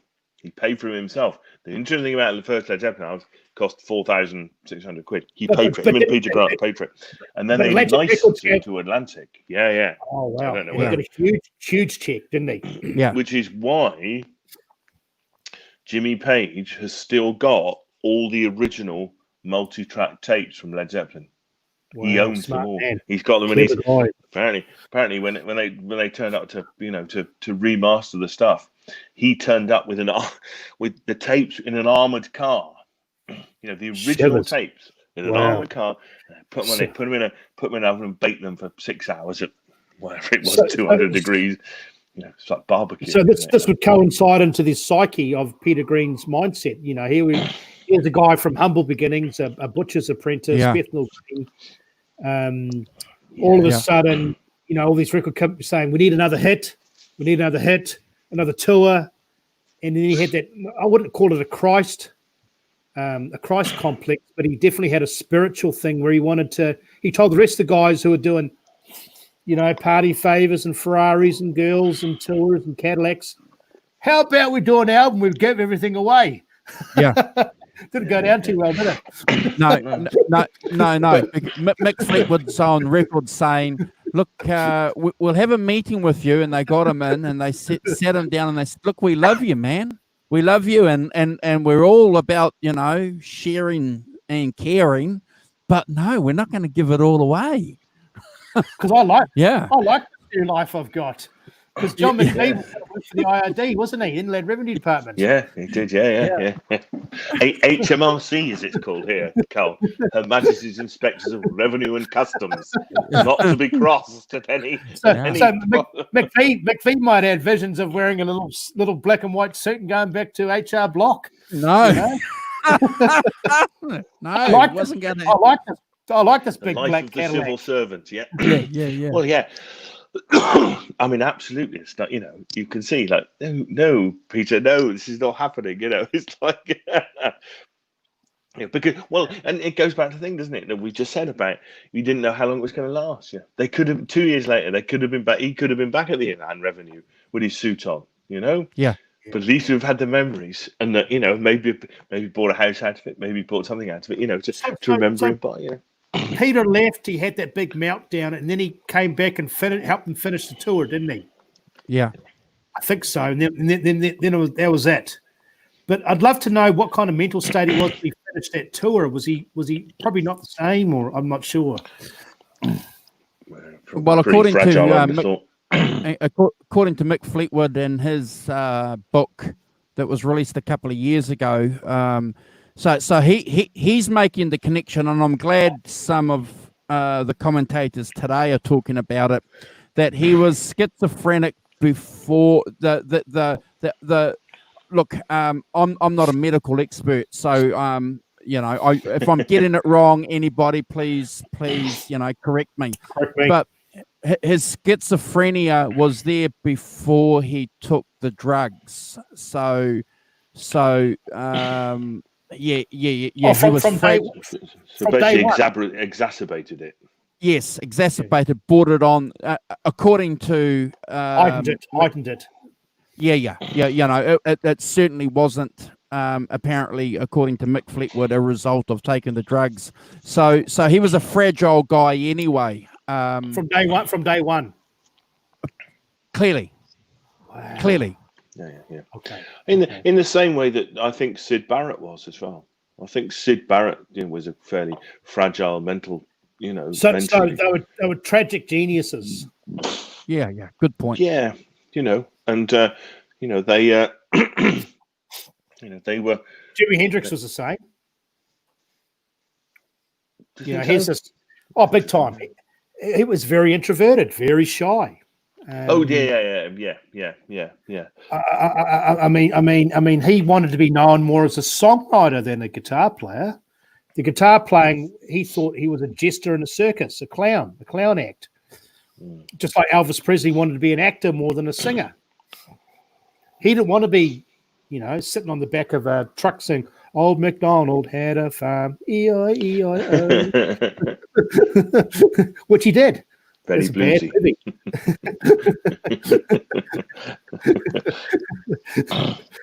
So no, it's very Shakespearean, isn't it? Very Shakespearean.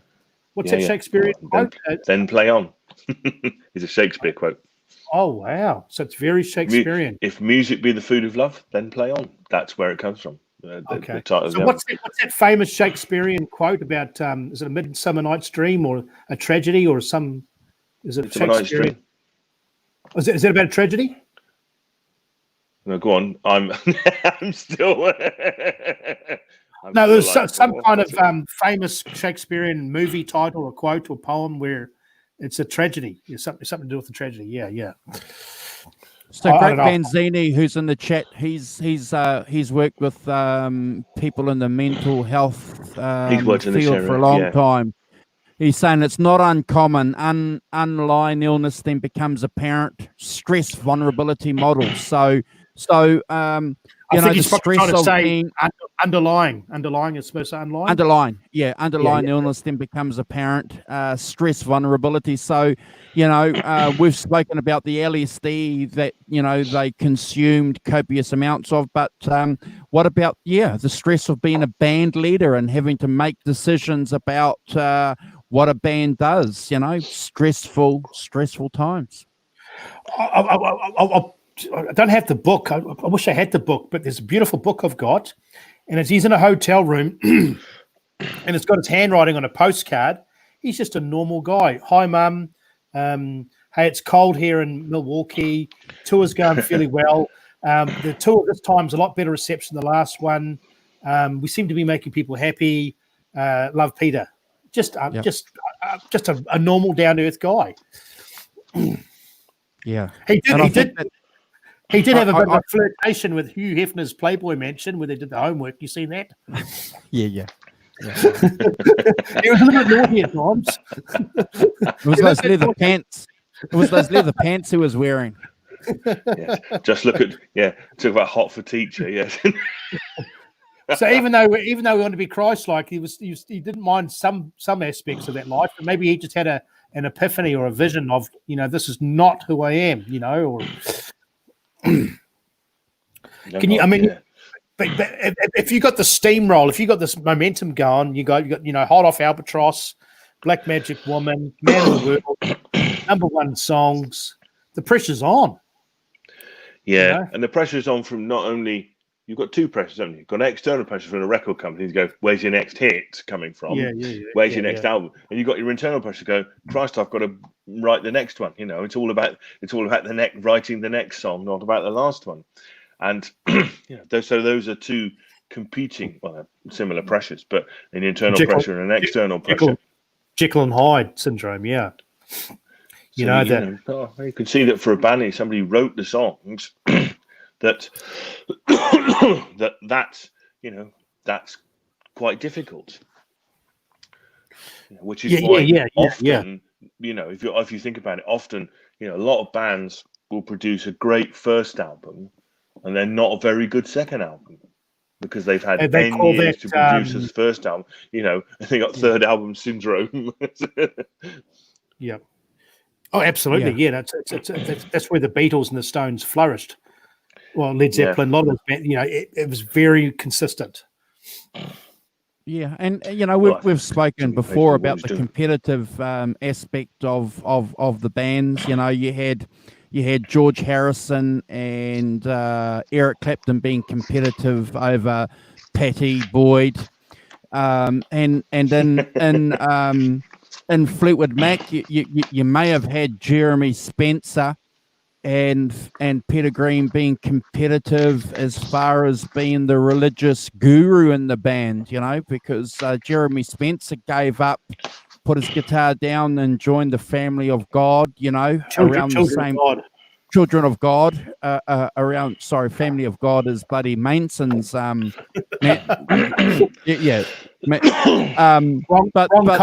wrong cult. Yeah, wrong cult. Yeah, but certainly, you had two guys being caught up in a mystical aspect of their lives, maybe being competitive. Who was going to be the insightful guru today? Who was going to set the gem in the band? So if you think about it, it's maybe Fleetwood Mac's rhythm sections like the Stones rhythm section. They basically creatively didn't provide a whole lot. They were obviously very good musicians, but they were happy just to being working class and making money and just going with the flow. Your Bill Wymans, your Charlie Watts, your Chris Fleetwood, John McVie, and your Mick Fleetwood. Yeah. Yeah. So because they were the rhythm section, they didn't have the pressure, but obviously when people thought of Fleetwood Mac, they thought of Peter Green or the Stones. I think of Mick Jagger or John Lennon with the Beatles. The spotlight's on them. So it's quite a heavy burden, isn't it? Do you think? I mean, it's interesting is that Danny Kerman was also quite mentally fragile as well. Yeah. Two mentally fragile. At 19. Well, yeah, but two mentally fragile people in a band. It's good to make for an interesting dynamic. In terms of what he's going through and what he's doing, and then Peter's, as Greg Van Deen's been saying, stresses, that's another stressor, isn't it? Somebody who's quite. So Fleetwood Mac, then Simon, probably suffered by not having a strong manager. What do you reckon about that too, Carl? Led Zeppelin had Peter Grant. The Fleetwood Mac, none of them were business minded like Mick Fleetwood, like Mick Jagger was. So maybe they missed out on having a strong manager that was actually dedicated to looking after the band. Well, if you think about it, if you've got, for example, I imagine Mike Vernon probably tried to help, but if you've got somebody that's fairly sober, who's not a musician, but he's got a musical ear, and said, "Hey, like Peter Grant, hey, bugger off, you you peddlers, you're selling this fake merchandise, bugger off, you drug dealers, bugger off." That's probably what they needed, eh? You say, a strong outside presence that calmed the inside. So, do you know who the first their manager was? Tell us. The first Clifford Davis. Well known in the well known in sort of British rock. So he worked for Brian Epstein, and then he started managing. But yeah, definitely a sort of old schooler kind of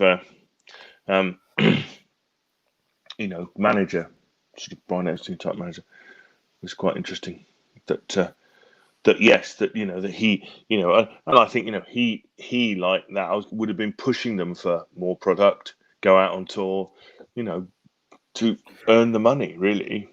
If Peter never did that fateful trip to that German commune with those weirdo leftist liberal German communist spies, do you think he would have probably still gone down the same road? The reason I'm laughing, Cal, is because we were going to talk about my grandfather. There's a book just come out about my grandfather, right? In which quite a lot of it is about the fact that he's got an MI5 file that's just been released because he was a member of the Communist Party. But without that, anyway, sorry. For next week. Without that bad acid trip, he would have phased out, probably anyway. No. I'd like to think that I'd like to think that maybe a summer break, a tour, after the tour may have got him back on track. That's my. A lot of these guys at that particular stage, theory. your Jimi Hendrixes, your Peter Greens, really wanted to jam with your Miles Davis and your jazz players. That was their dream to. We've got some money in the bank. We've got some royalty checks coming in. We can do a tour whenever we want. We're in control, not the record company. Hey, be it. We'll cancel the contract. We'll join another little small independent label. But let's talk to Miles. Let's talk to John Coltrane. Let's talk to Carl or whoever. I think that was their dream, because they were obviously they're artists. They were, looking for the next note or the next lost chord or the next jam session. Yeah. I think so. Yeah. Living sort of, I mean, you're not thinking about what you're doing in 10 years' time, are you? You're thinking about, how can I meet lots of other musical people and jam with them? And look at Eric Clapton. How many times did he reinvent himself? I mean, he was the mod, then he was the blues breaker, then he was the cream nut, and then he was the laid back country guy, then he was the reggae guy, then he was the guy with the Italian suit. I mean, and now he's the old blues man, full circle. I imagine these guys get bored very easy. I don't blame them.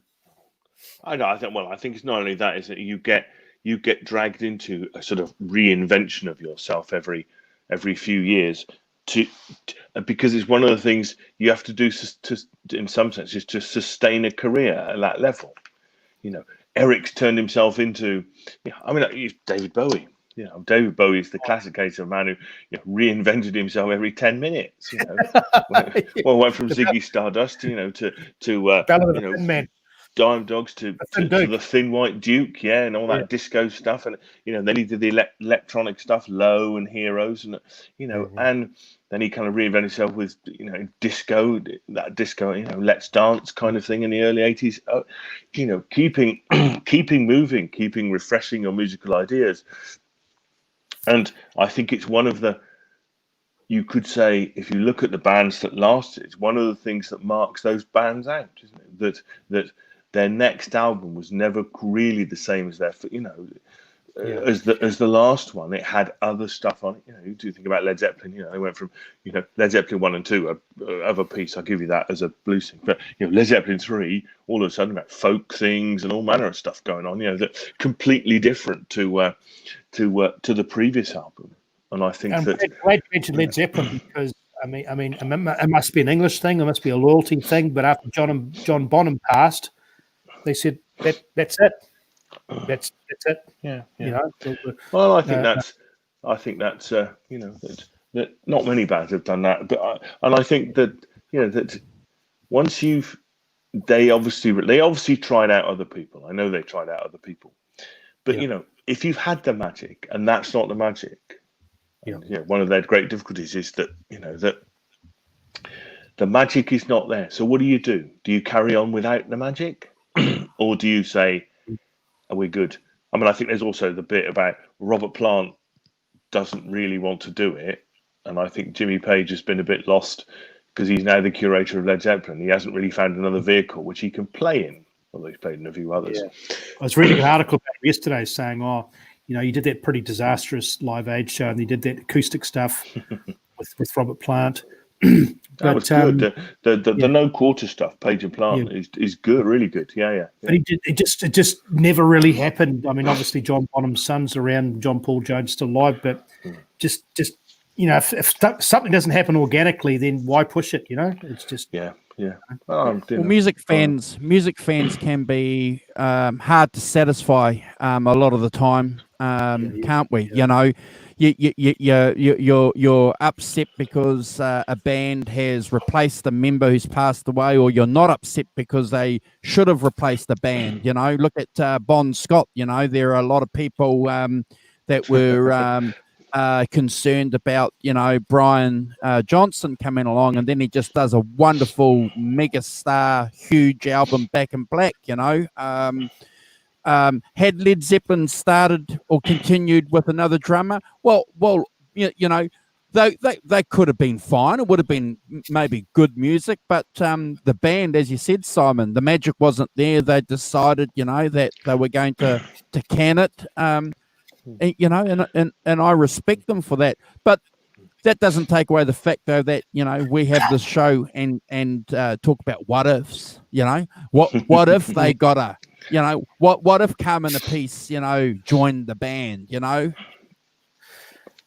the biggest common denominator with all this discussion is the bloody Gibson Les Paul and the Marshall stack. Yeah.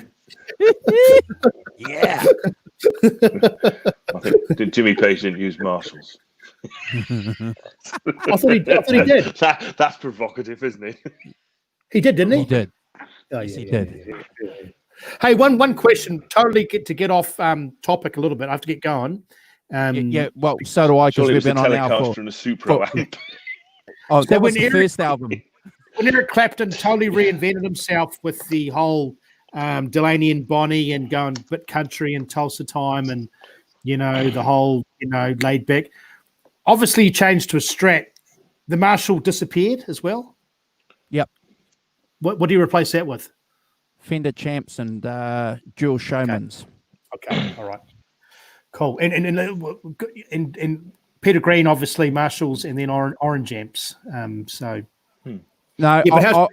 he used Orange amps only for a tour.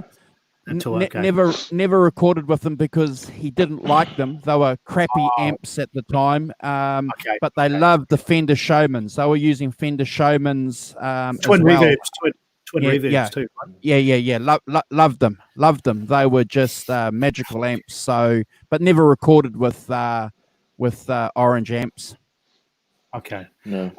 So in closing, guys, thanks for the show, and I appreciate Andrew instigating the show, and Simon waking up 3 hours earlier than normal. You normally wake up at lunchtime. Normally. Right? I woke up normally.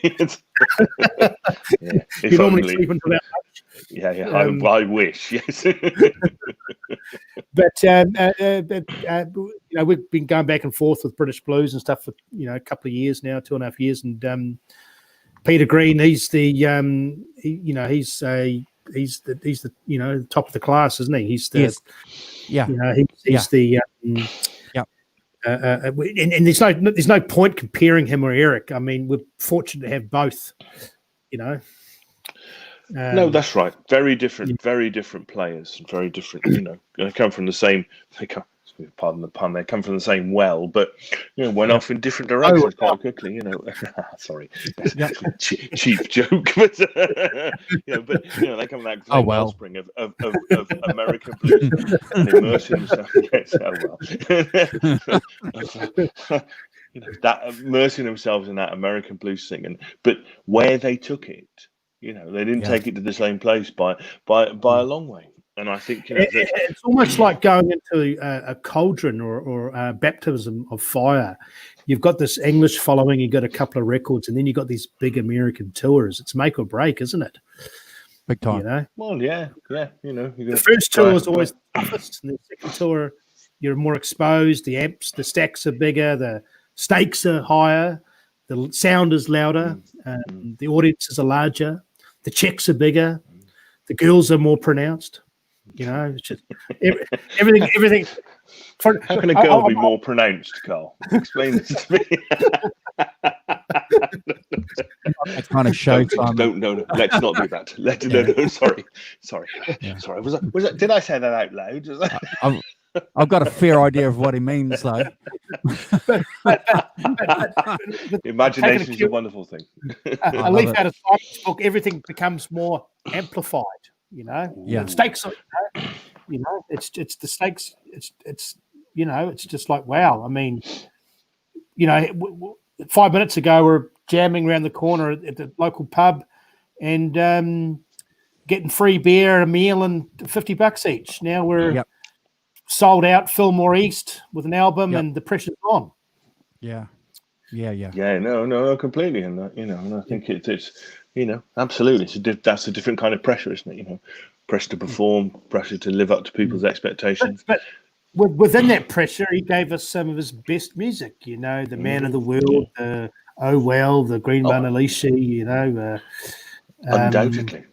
Yeah. No, So, you know, fantastic stuff, and fantastic everything stuff else that still sounds fresh and different and unique now than it did 50 years ago. I remind myself. I'm a bit of a snob because I'd love to see more live visual footage. We just need to appreciate what we've got, and what they've given us is great. That's the days, isn't it? You know, I mean, it was quite difficult to film things in you know, big cameras and hefting it around and all that. Can I that. be the green cameraman right now? Can I be? Yeah. It's not a phone anymore, is it? You know, if you think about it, you know, what you can get on an Apple iPhone now, you know, is a kind of, you know, all those things that you can see everything now. But, you know, then it was, you know, this massive box, you know, kind of trailing it around and aiming it, you know, not exactly discreet, is it? Let me just put this massive box up your nose, you know, film you kind of thing. It's, you know, and it's very, you know, expensive to do. So, you know, I'm not surprised that it, you know, that there's not that much about of you know, in the 60s of, you know, some, but not a huge amount of, you know, you had to get to a certain size before people would film you, before it was worth it filming you. Okay. Before we sign off, guys, so what we'll do is we'll just I'll just kick off just saying a couple of things about what Fleetwood Mac and Pedigree means to me, and then if you guys want to follow with a couple of words for the legacy of the show, and anybody else that jumps on and watches the reviews, the replay. But you know, I have to say, as a young guy in the early 20s of my life, you know, discovering Fleetwood Mac and Peter Green, and then coming back to. When did you discover him, Andrew? When did he first arrive for you? And I would have been about 22, 23 when I discovered Fleetwood Mac and Peter Green. Were you shown by somebody? Or did you just kind of hear it? Or Yeah, show them, because I was talking about Fleetwood Mac with Lindsey Buckingham and you know, the Rumours album. You know, that's what I was listening to. So like a lot of fans, we got. Is Carl still there? Yeah. Okay, you know, we get introduced to these bands by other people, and certainly for me, in my early 20s, discovering Fleetwood Mac was a revelation. You know, an exclamation mark in my musical experience. And at the top of the show, I appreciated and said thanks to Carl, because when we met, he lit that fire again, because I hadn't been listening to Fleetwood Mac for a long time, and it wasn't until our friendship where I went back, and that same spark, that same fire, that same exhilaration I got years ago was reignited. So thank you, Peter Green. Thank you, Fleetwood Mac. Yeah. Yeah. To echo Andrew, once again, just before you hopped on, Simon, I discovered Peter Green through my uncles, who gave dub tapes to my dad. My dad had an Alpine stereo. It might have been Nakamichi with B&W speakers. He had really good car stereos. And, TDK. Do you remember tapes, TDK? Remember them? I've still got a box of them in there. German tapes, they're German, weren't they? Yeah. Yeah, metal tape. Best quality. And just Fleetwood Mac in Chicago. And just hearing this guy so young but sounds so mature. And the reverb, the tone, it's pretty much speaks for itself. The one thing I want to touch on there, Simon, before you hopped on was, and actually kudos to the actual interviewer for actually getting it right, asking the right question.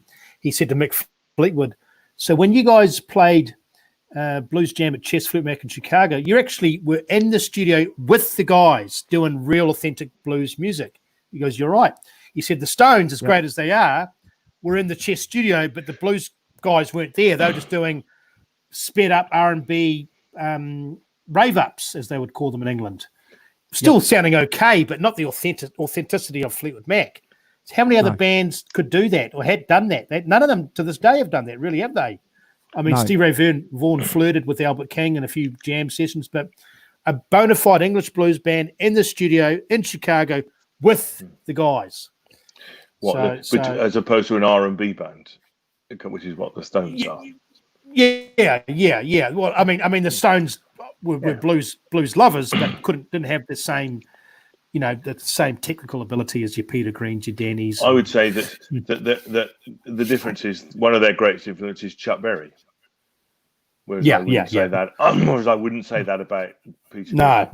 And Jeremy Spencer played authentic slide. So they're looking at B.B. King, Elmore James. They're looking at the authentic blues, Muddy Waters. They're looking at the authentic blues guys to do it. Yeah. I think that Peter Green is. I get the point though that Carl's making, that they were actually recording in the studio with these guys, whereas the Rolling Stones didn't. The closest they came when they were recording in America was walking past Muddy Waters when he was painting the ceiling. The Fleetwood Mac guys were actually in the studio recording with them. So no, I don't think there is a British band up until Fleetwood Mac that did that. So. Yeah. Didn't the Yardbirds back somebody in that? It was terrible. It was terrible. It was in the UK. It was terrible. Sonny Boy Williams said, they're out of time. Little Walter said they're out of time. But I just want to say, like Andrew mentioned, that these guys are just working class guys, flannel shirts, Levi jeans, Chuck Taylor shoes, and a motley group of guys. Jerry Spencer, 5'3", a Jewish singer, a 19-year-old little angelic boy, a 6'8" skinny Fleetwood Mac would wear funny things around his pants, a couple of balls, and John McVie, a boozer, and gave us the most memorable music that's come out of England, I think. I mean, we've got a lot of great music from England, don't get me wrong, but a special place in English heart is this music. Yeah, I pick up on one thing, Carl. Not working class, lower middle class. The very different thing. Aspirational. The difference is that aspirational, the aspiration to, if you like, be a civil servant. That is for a lower middle class family, that would be an aspirational job, to join the civil service. Okay. And I think that aspirational bit applies to their musicianship as well. They had an aspiration to be trying to do better.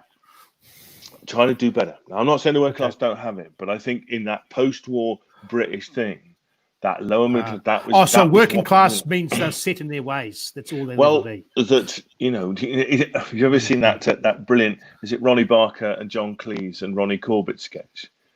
I am upper class, and he goes down to Ronnie. I know my place. Hey, what does 20 blackbirds in a pie mean? What does that mean? 4 and 20 blackbirds baked in a pie. Yeah. Well, it means 4 and 20 blackbirds baked in a pie. Basically, in the Middle Ages, they would make pies out of blackbirds. Shivers. Bird. Yeah, birds. Wow. Okay, because that Handbags and Glad Rags. I've been enjoying listening to that. Rod Stewart version. Fantastic record. Yeah. All right. So Peter, myself personally, closing. Peter is the consummate musician. He's humble, selfless, never bowed down to the corporate mindset of music. Down to earth, spiritual, talented, and left us with an internal legacy. And obviously all wrapped up in this glorious, drenched reverb tone that's been, to this day, never duplicated. Yeah. It's better to burn out than to fade away, to quote the mighty Neil Young. Obviously understood these things. Yeah. You see, because I'm a bit older than you guys, I remember Fleetwood Mac. My first thing about Fleetwood Mac is seeing them on Top of the Pops in the late 60s doing, Albatross and things. Of being struck, being struck that there wasn't anybody else doing that. This is I'm talking about singles now, rather than the blues things, but which I discovered a lot later. But for me, that was the end. The Albatross, Green Man Alicia, Man of the World. Oh well, those are my first memories of Fleetwood Mac, and that, as you say, the tone, but also the feel. For me, the feel. You could feel absolutely, that comes bowling out of the speakers. Every note counted, bowling out of the speakers. And it would have been quite scary for them too, because the frequency of everything happening so quickly. Albatross, then Man of the World, then the songs, the number one hits. Yeah, and on the radio stuff, and as I say, nobody played like that. Nobody else was doing that sort of thing. Nobody else played like that. And so they were, they stuck out even to my 12-year-old self, 10, 12-year-old stuff. You go, that's really cool, because it's different, it's unique. And a lot of other bands were doing that as well, your own unique sound was a thing rather than sounding like everyone else. But I think that's what stuck out for me when I first started, to listen to them, as I say, through the singles, was the tone, was not really fast playing. And I'd seen Hendrix and seen all of that, so I love that sort of excitement and stuff. But you could feel there was a kind of melancholy there, and a feel into it, which is beautiful, haunting, beautiful, haunting, beautiful sound, and which remains to this day. Is my, that's my, only later did I probably the same sort of point as you guys. I have a good friend of mine who's a musician. I've mentioned him on here before. He has a group called the Blue Aeroplanes. He's called Gerald. He's got a massive record collection of everything, and so he introduced me to the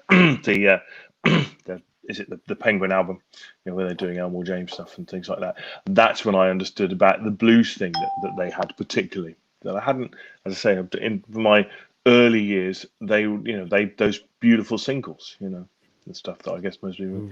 So and to be that unique, in tone, that unique in style, that unique in what you wrote about, is you can't claim that about too many musicians. No. As I say, short period, but look how bright he burned, and look what he produced. And if those are the things that that he produced, then it's more than most. And I think that that creativity, that period that brought all that stuff out, what he brought to it, that unique style, unique tone, following his own vision, what the band should be, what we should do. I think it's is not to be underestimated. And the youth of today can take a lot from that as a that singular vision, what to do. And not only is he left us with a beautiful, amazing catalogue which we'll cherish for generations and centuries to come, but the Fleetwood Mac band is still going, and it's basically a trademark name now. Indeed, yeah. It didn't. It didn't. Obviously, didn't stop, and that's more about. I think that's more about the sort of the business acumen of Mick Fleetwood, and particularly wanted to keep. I wonder if Fleetwood's up there on this drum kit with this big audience, and they're all a bunch of accountants, and it's all shallow. You're thinking, "Oh man, I miss the old days." I'm making all this money, but I'm not happy. I miss the guy. Yeah. It's Well, I've enjoyed doing this show with you guys. We've been on on live for 2 hours. I'm just warming up. I'm just warming up. Yeah. So it's still an hour show, and here we are 2 hours later. So Always. Simon, if you can delay your review Easily. and your album for next week, I thought we're Carl, starting now. it's a pleasure, my friend, to have you on. You have an open invitation to join Simon and I anytime you want. And I'm certainly personally very, very happy that you could make this evening's show with us to celebrate the life and legacy of Peter Green, and it's meant a lot to me personally that you've been able to do that. And I know it's difficult for you. If anybody enjoys this show and thinks that what we've had to say is interesting, please feel free to share us with your friends and on social media. Please subscribe to us so that you can jump on and catch any other forward shows that we do. And if you want to participate in the chat with us on live with Simon and I and Carl in future, just message us, and there's always an invitation. So I'll let you guys sign off, and we'll catch you next week, Simon. Hey, thanks, guys. Cool. Yeah, we should say thanks to the guys in the chat. I'd say thanks to Tubinin, Arvin, Great Vanzini. Thanks, guys, for your comments and your insight. It's good to see you. Hope you all stay safe and well. We'll see you next week. Long live Peter Green and his legacy. And thank you so much to England and Jim Marshall and Les Paul and everyone around. Yeah, all of them. Yeah. So I'm gonna read. Can I just read something, Andrew? Just a short 2 sentences. This is what Chris Buck wrote about Peter Green. It's impossible to listen to Man of the World without a painful poignancy that the knowledge of what was to very shortly follow affords us. It has a truly desperate, aching beauty that says more about Peter's life and music than he could have ever possibly known or intended. A guttural cry for help from a soul too sensitive for the success his immeasurable talent propelled him to. Man, it's profound. Beautifully put, Chris. I've got a tear come out my eye. Yeah. He wrote that a few months ago for an article in Guitar World magazine, but I think he reposted it. It pertains beautifully, I think, to what we've been discussing today. Well, I tell you what, when I move on and when I go to glory, I'm going to really cherish sitting next to him, just asking him a few questions. Maybe he might let me jam with him. You never know. All right. I'll be third guitar. You and him can be number 1 and 2. I'll be third. Simon can play bass. Thanks. Bye-bye. Relegate. Catch you guys. Take care, guys. See See you next week. Bye. Thank you. Bye.